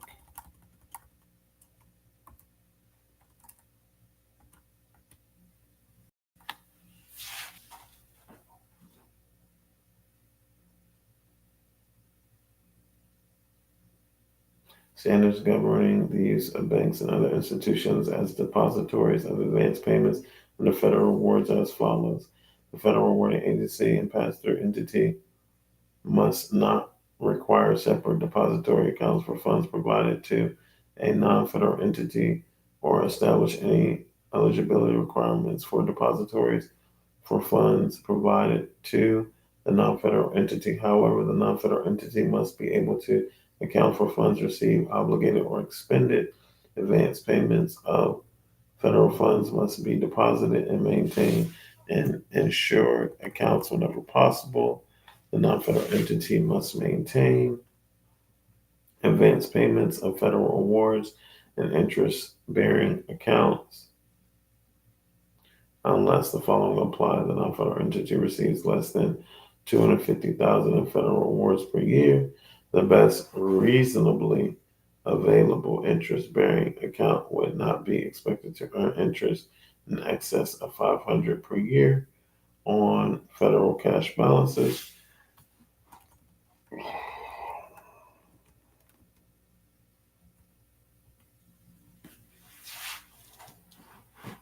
The depository will require an average or minimum balance so high that it would not be feasible within the expected federal and non-federal cash resources. A foreign government or banking system prohibits or precludes interest-bearing accounts. Interest earned amounts up to 500 per year may be retained by the non-federal entity for administrative expense. Any additional interest earned on federal advance payment deposited in interest-bearing accounts must be remitted annually to the Department of Health and Human Services payment management system through an electronic medium using either automated clearinghouse network or FedWire fund service payment. So if you get too much interest or you get $501 in interest, the dollar got to go back.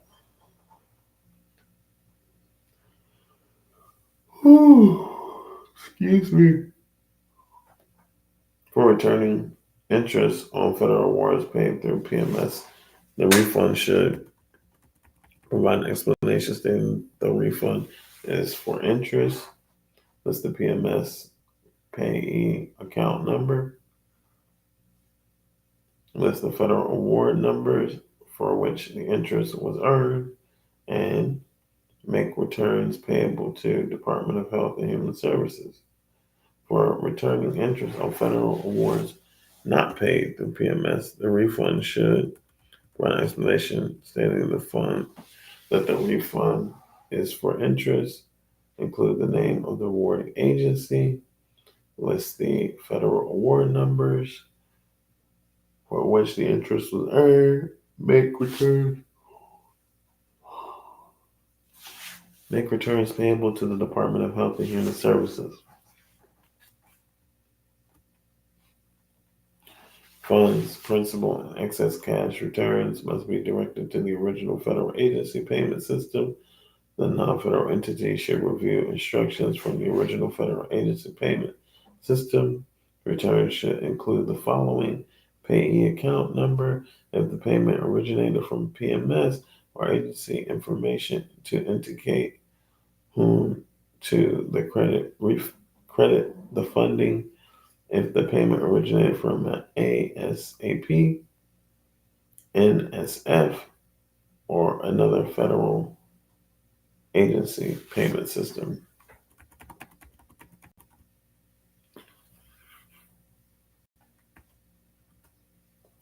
PMS document number and subaccount. If the payment originated from PMS, relevant account numbers. If the payment originated from another federal agency payment system, the reason for the return.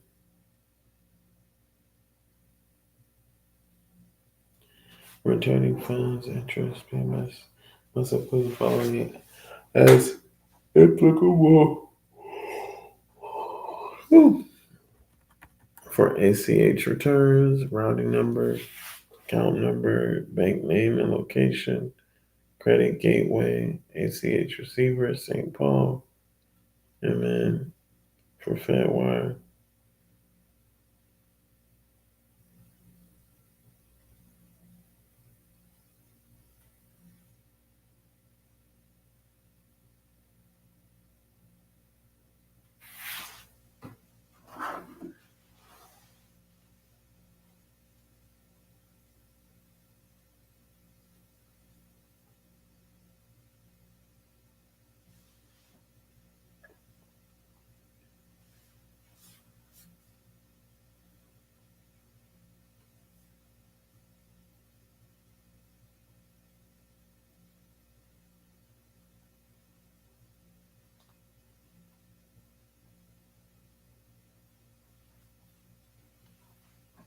Same, looking at routing, account number, bank name, and location. Please note the organization initiating payment is likely to incur a charge from their financial institution for this type of payment for international ACH returns.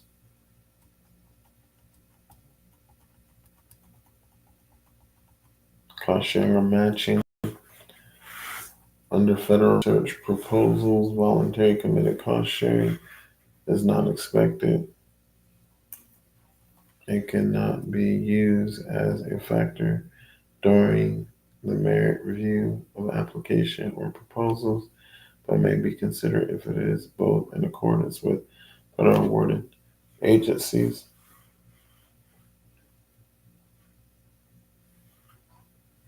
and specified in a notice of funding opportunity. Criteria for considering voluntary committed cost sharing and any other program policy factor factors that may be used to determine who may receive a federal award must be explicitly described. I'm sorry, guys. I'm gonna grab some water because I can hear my voice fading out, and then I'm gonna restart back from the top of the section. That's my fault.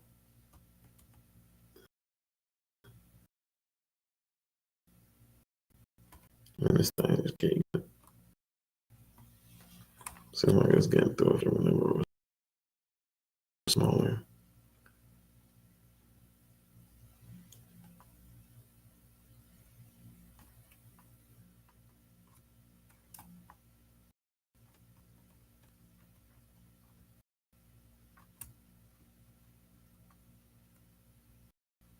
That's where we should be. All right. Have some water, use the restroom. I will be back.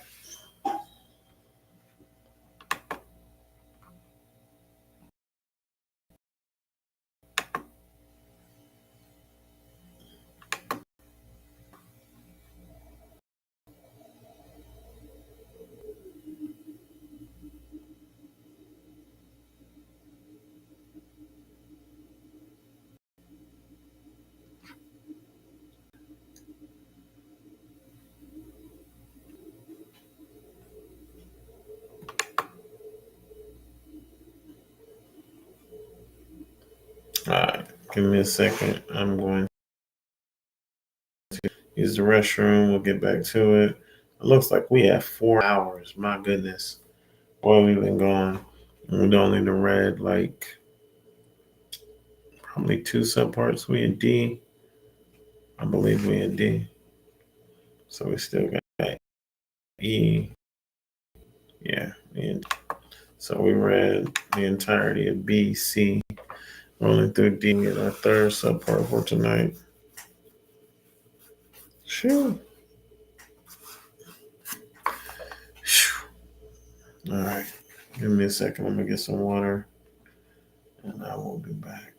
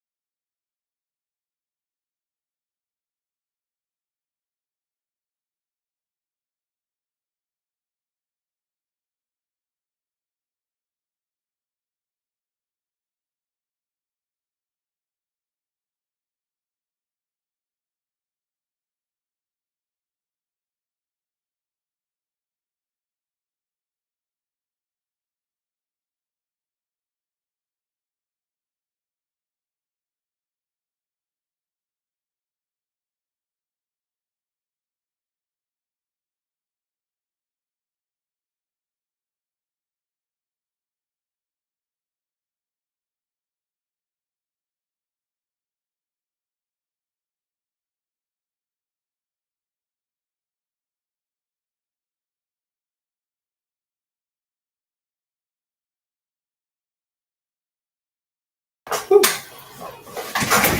right,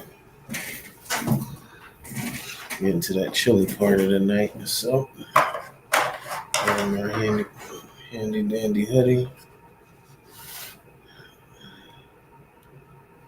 I'm trying to warm them up.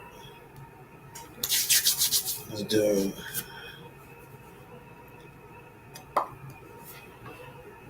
Let's get back to reading.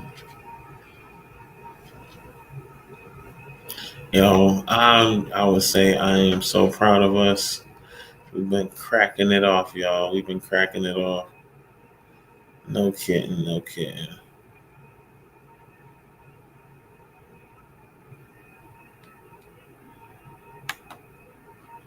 All right, so I'm trying to read this quickly because I want to next. I don't want to spend days reading through these subparts because it looks like maybe everything I need to know was on A.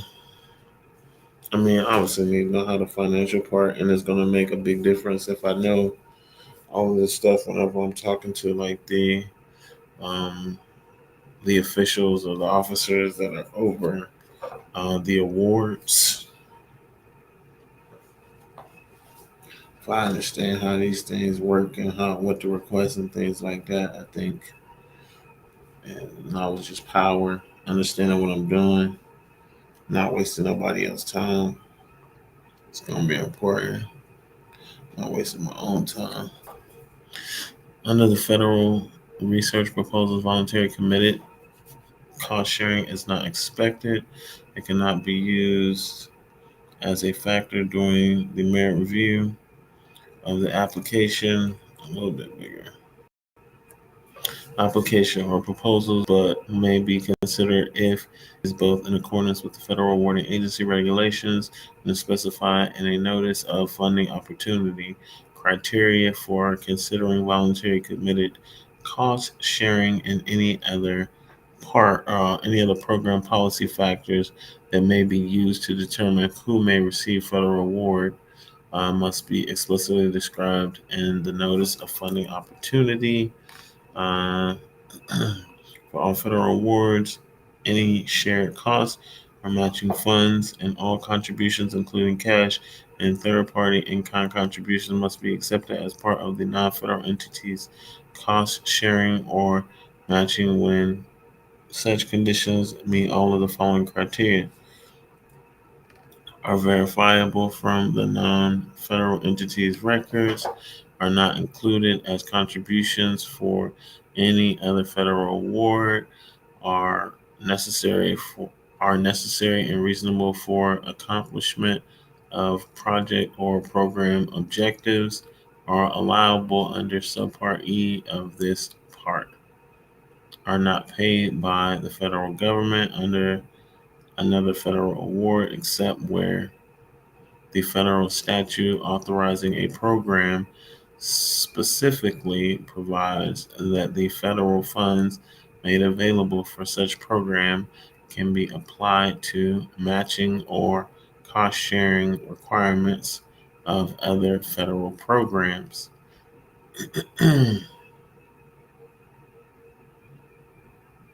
Are provided for in the approved budget when required by the federal awarding agency and conform to other provisions of this part as applicable. Unrecovered indirect costs, including indirect costs on cost sharing or matching, may be included as part of cost sharing or matching only.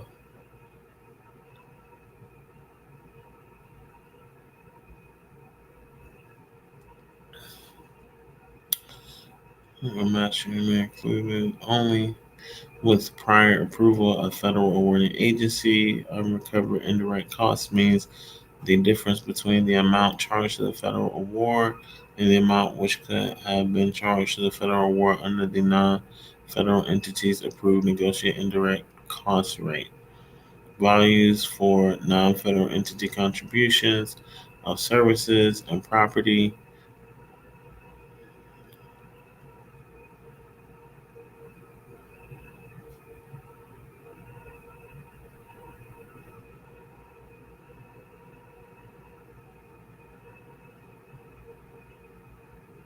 Because principles in subpart E on this part, if a federal awarding agency authorizes the non-federal entity to donate buildings or land, if the federal awarding agency authorizes the non-federal entity to donate buildings or land for construction, facility, acquisition projects,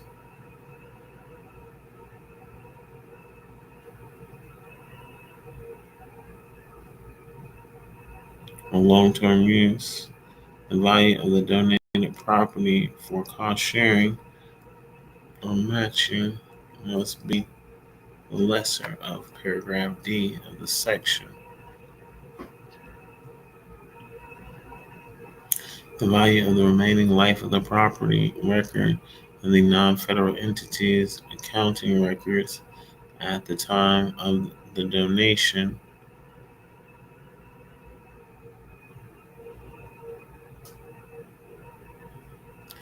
The current fair market value, however, when there is sufficient justification, the federal awarding agency may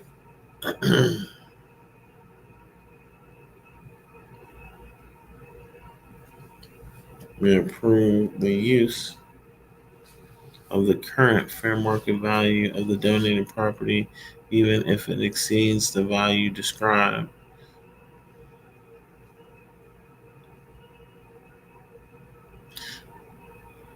of the section of the described in paragraph D of the section at the time of the donation.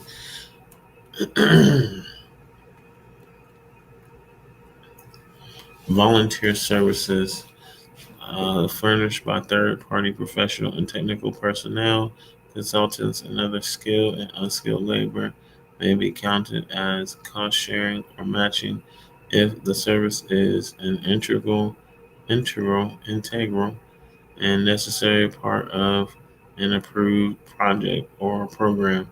Rates for third-party volunteer services must be consistent with those paid for similar work by a non-federal entity.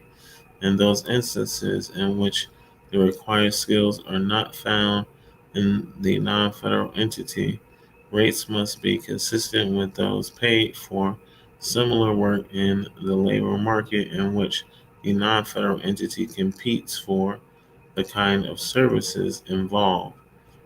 In either case, paid fringe benefits that are reasonable, necessary, allocable, and otherwise allowable may be included in the valuation. When a third party organization furnishes the services of an employee, these services must be valued at the employee's regular rate of pay plus an amount of fringe benefits that is reasonable, necessary, allocable, and otherwise allowable, and indirect costs at either the third party organization's approved federally negotiated indirect cost rate or a rate in accordance with, provided these services employ the same skill or skills for which the employee is normally paid, where donated services are treated as indirect costs. Indirect cost rates will separate the value of the donated services so that the reimbursement of the donated services will not be made.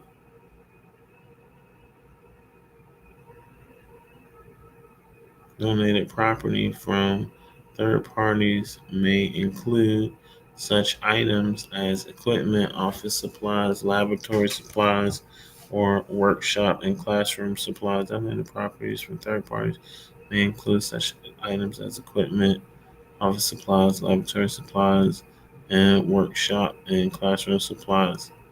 Value assessed to donated property included in the cost sharing or matching share must not exceed the fair market value of the property at the time of the donation.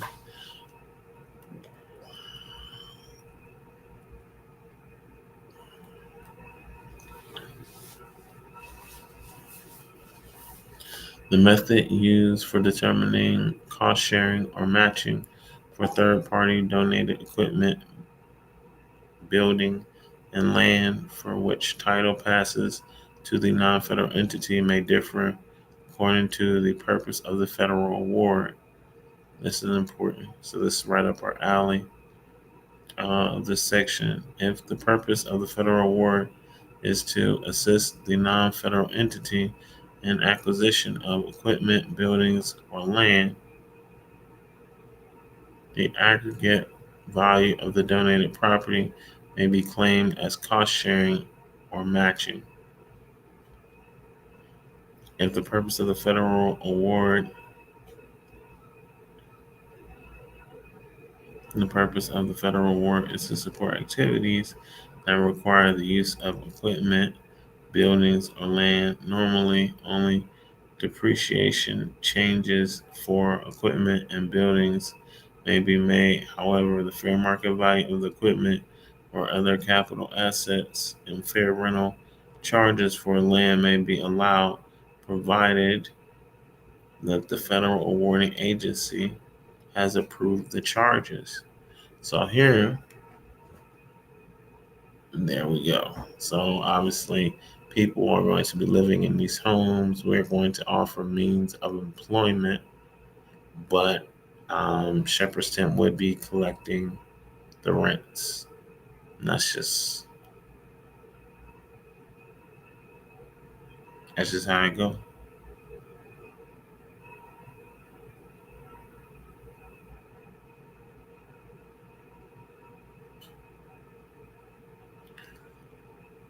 The value of the donated property must be determined in accordance with the usual accounting policies of the non-federal entity with the following qualifications. The value of the donated land and buildings must not exceed its fair market value at the time of donation to the non-federal entity as established by an independent appraiser.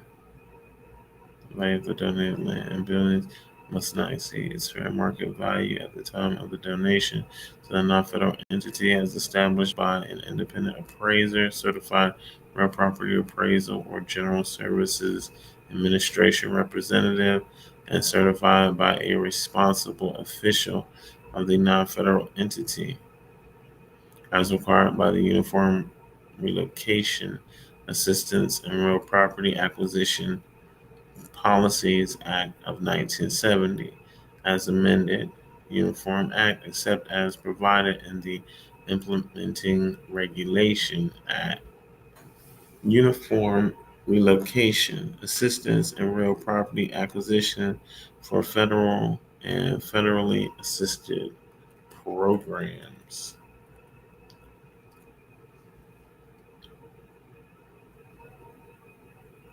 The value of the donated equipment must not exceed the fair market value of equipment of the same age and condition at the time of donation. The value of donated space must not exceed value of donated equipment must not exceed the fair market.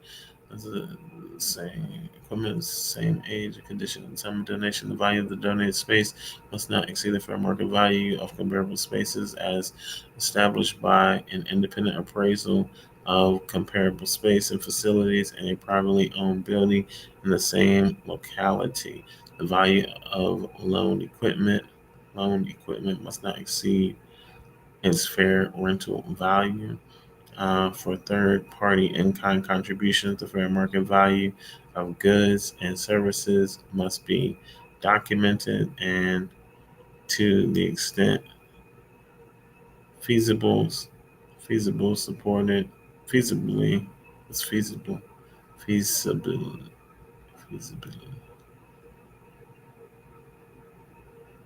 feasible, I think it's feasibly, but I don't know why.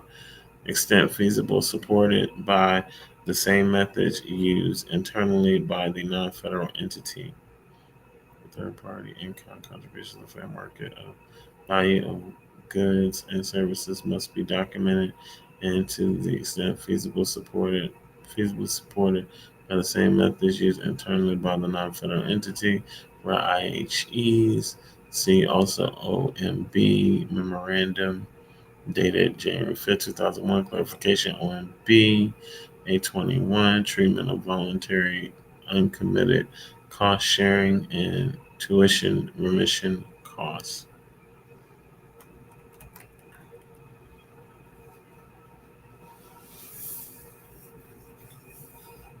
Program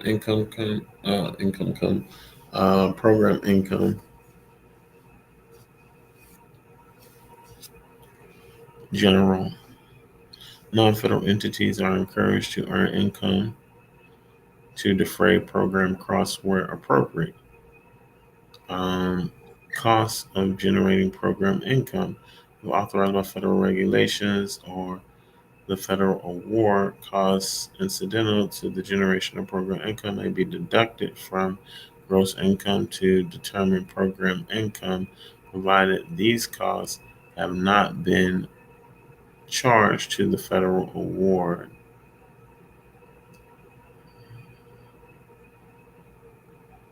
And authorized by federal regulation, federal award, or the federal award. Costs costs incidental to the generation of program income.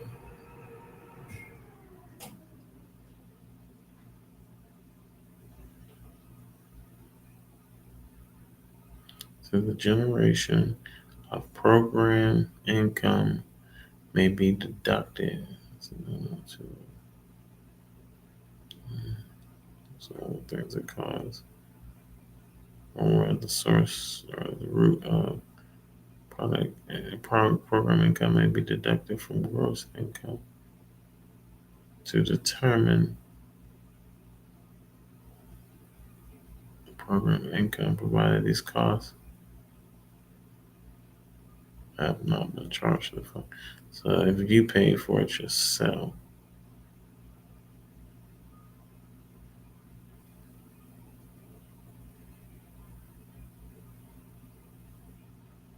governmental revenues, taxes, special assessment levies, fines, and other special revenue raised by a non-federal entity are not program income unless the revenues are specifically identified in the federal award or federal awarding agency regulations as program income.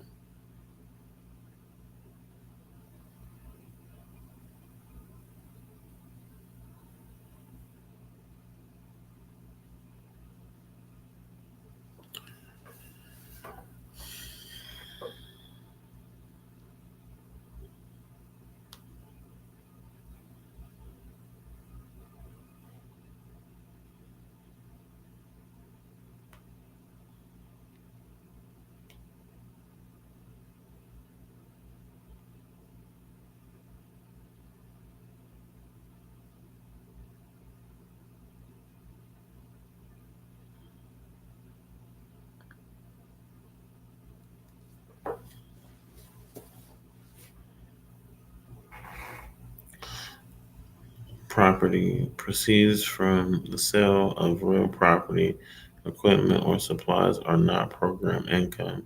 Such proceeds will be handled in accordance with requirements of the property standards and or as specifically identified in federal statutes, regulations, or the terms and conditions of the federal award.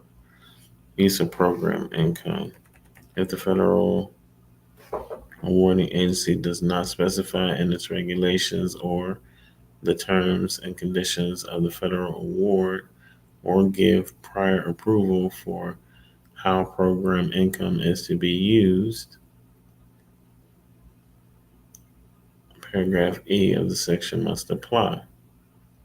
The federal award must be made to IHEs and nonprofit research institutes if the federal awarding agency does not specify in its regulations or terms and conditions of the federal award how program income is to be used.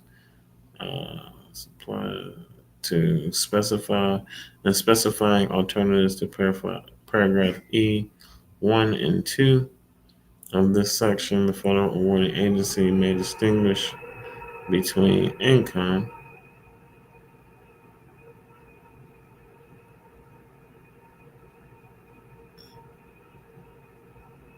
the federal awarding agency may distinguish between income earned by the recipient. The federal awarding agency may distinguish between income earned by the recipient between income earned. Federal awarding agency may distinguish between income earned by the recipient and income earned by subrecipients and between the sources, kinds, or amounts of income.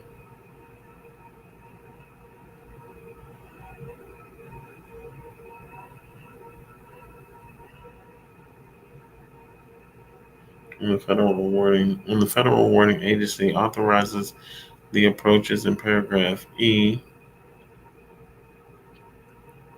program income in excess of any amount specified must also be deducted from expenditures. Deductions ordinarily program income must be deducted from total allowable costs to determine the net allowable cost. Program income must be used for current costs unless the federal awarding agency authorizes otherwise. Program income that the non-federal entity did not anticipate at the time of the federal award must be used to reduce the federal award and non-federal entity contribution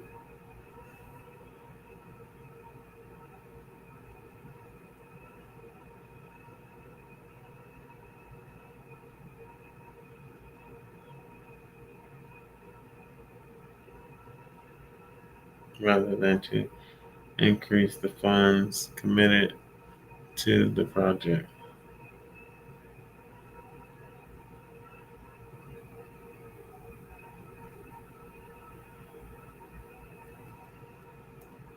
Addition.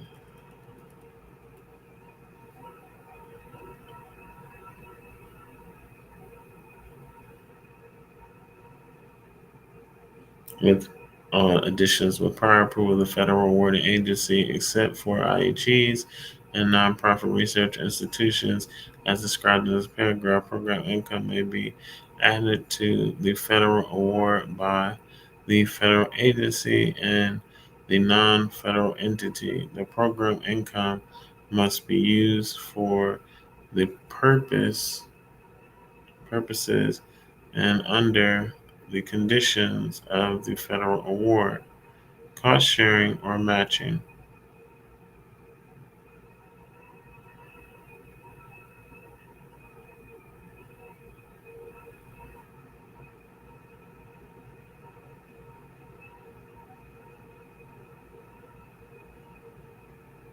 And prior approval of the federal awarding agency, program income may be used to meet the cost sharing or matching requirement of the federal award.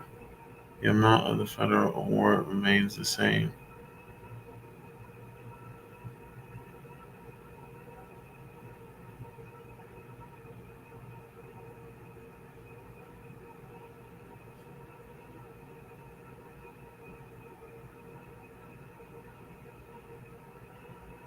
Income after the period of performance. There are no federal requirements governing the disposition of income earned after the end of the period of performance for the federal award unless the federal awarding agency regulations or the terms and conditions of the federal award provide otherwise. The federal awarding agency may negotiate agreements with recipients regarding appropriate uses of income earned after the period of performance as part of the grant closeout process.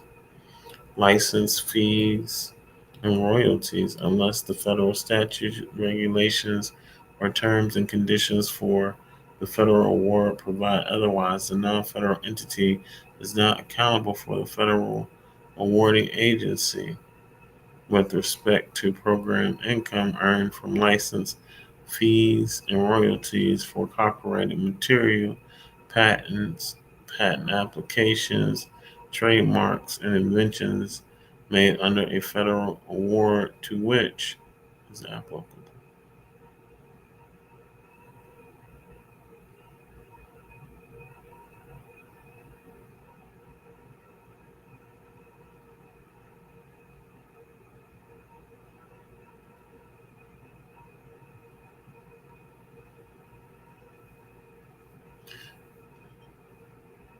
Vision and budget and program plans. The approved budget for the federal award summarizes the financial aspects of the project or program as approved during the federal award process. It may include either the federal and non federal share, see definition for federal share, or only the federal share depending upon the federal awarding agency requirements. The budget and program plan.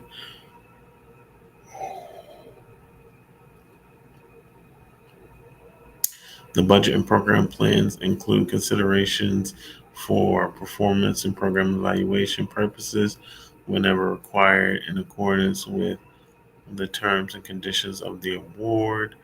Recipients are required to report deviations from budget on project or project scope or objective and request prior approvals from federal awarding agencies for budget and program plan revisions in accordance with this section. For non-construction federal awards, recipients must require prior approvals from federal awarding agencies for the following program and budget-related reasons: change in scope. This is for non-construction. Change in scope or the activity of the project or program.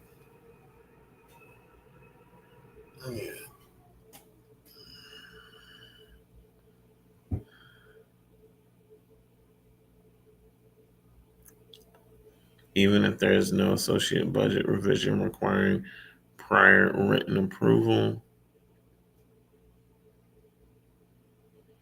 Change in key person specified in the application for federal award. The disengagement from the project for more than 3 months or 25% reduction in time devoted to the project by the approved project director or principal investigator. The inclusion, unless waived by the federal awarding agency, of costs that require prior approval in accordance with subpart E of this section. The transfer of funds budgeted for participant support costs to other categories of expense,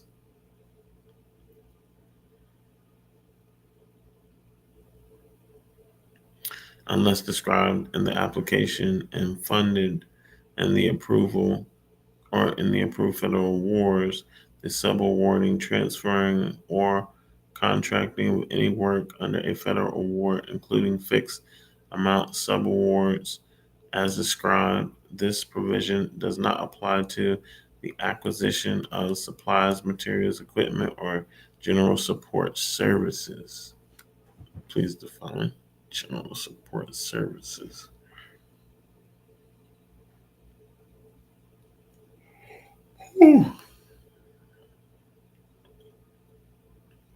Changes in the approved cost sharing or matching provided by the non federal entity.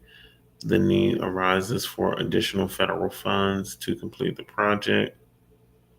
No other prior approval requirements for specified items may be imposed unless an exception has been approved by the OMB, except for requirements listed in paragraph C through 1 through 8 of this section.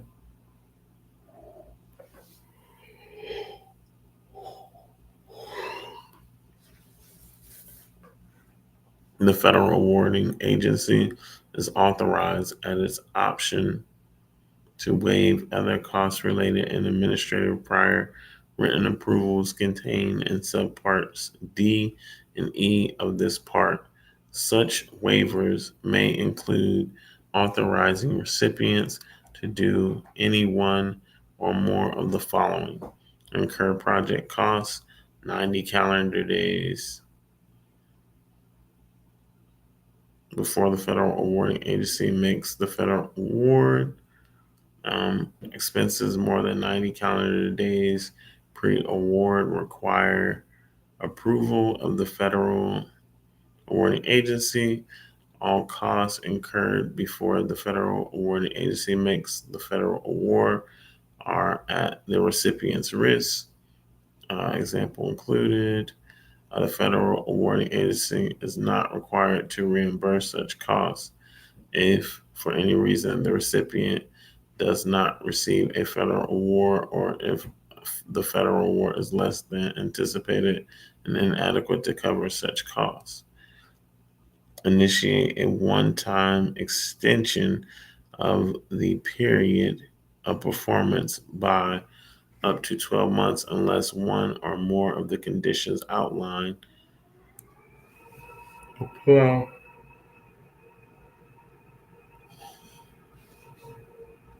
For one-time exception, the recipient must notify the federal awarding agency in writing with supporting reasons and revised period of performance at least 10 calendar days before the end of the period of performance specified in the federal award.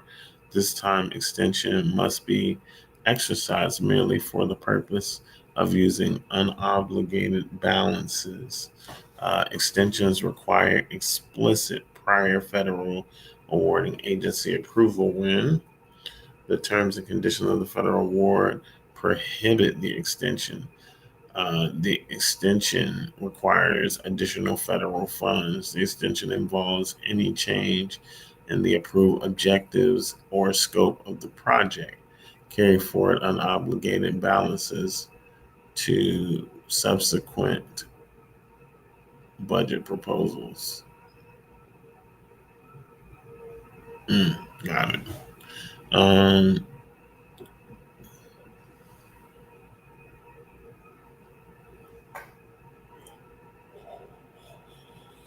ooh. For federal awards that support research, unless the federal awarding agency provides otherwise in the federal award or in the federal awarding agency's regulations, the prior approval requirements described in paragraph E are automatically waived. Recipients need not obtain such prior approvals unless one of the conditions included in paragraph E2 is of this section applies.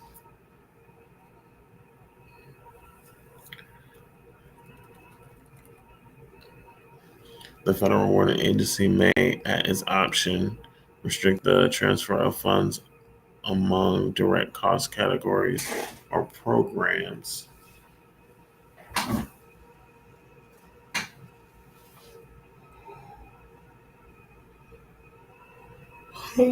Lord, sleep is getting the best of me. The federal awarding agency, at its option, may restrict the transfer of funds among direct cost categories or programs, functions, and activities for federal awards in which the federal share of the project exceeds the simplified acquisition threshold and the cumulative amount of such transfer exceeds or is expected to exceed 10% of the total budget as last approved by the federal awarding agency.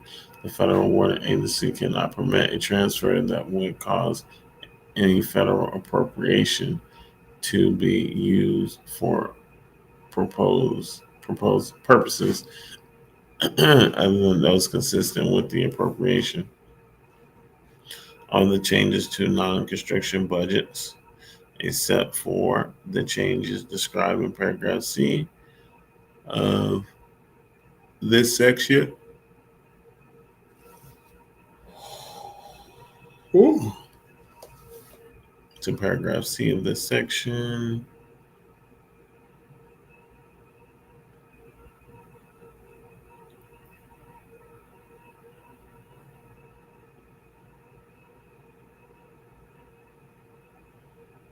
Paragraph C of the section do not require prior approval for construction federal awards. The recipient must request prior written approval promptly from the federal awarding agency for the budget revision whenever uh, blank blank um, of this section applies.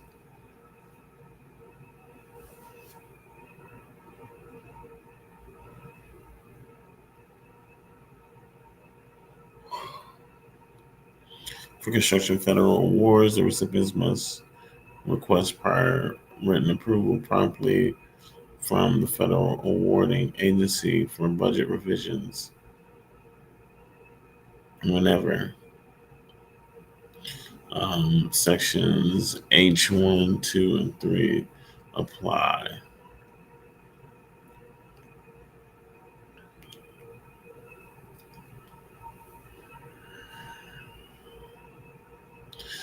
The revision results from changes in the scope or the objective of the proper program of the project or program.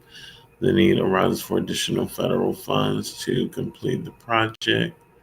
The revision is desired, which involves specific costs for which prior written approval requirements may be imposed consistent with the applicable OMB cost principles listed in subpart E.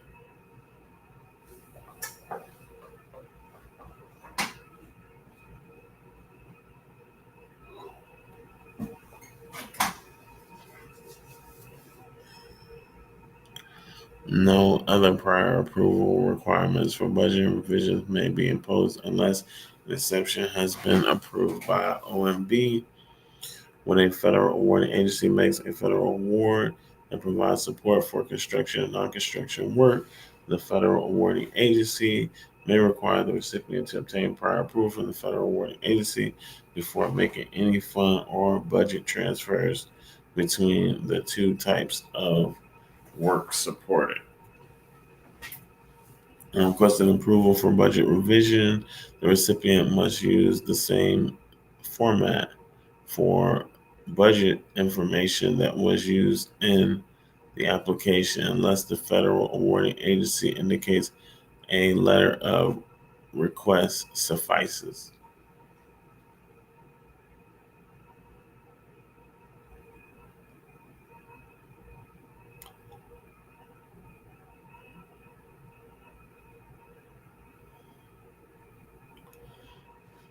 Okay. And requesting approval.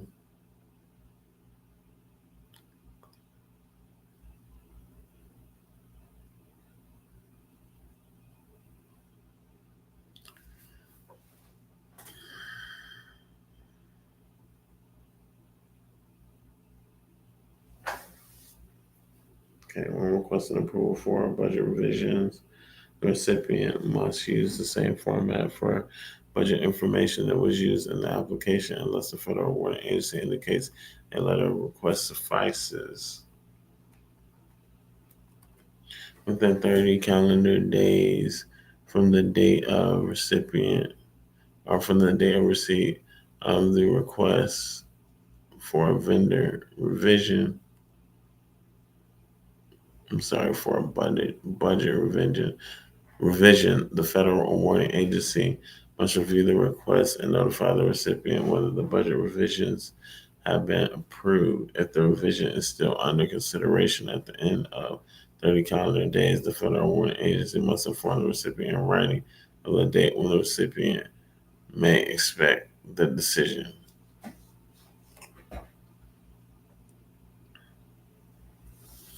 I think that's as good a stopping place as any. So that was just our first stream, talking about the nonprofit and some housing stuff. I had to get up, maybe take a walk.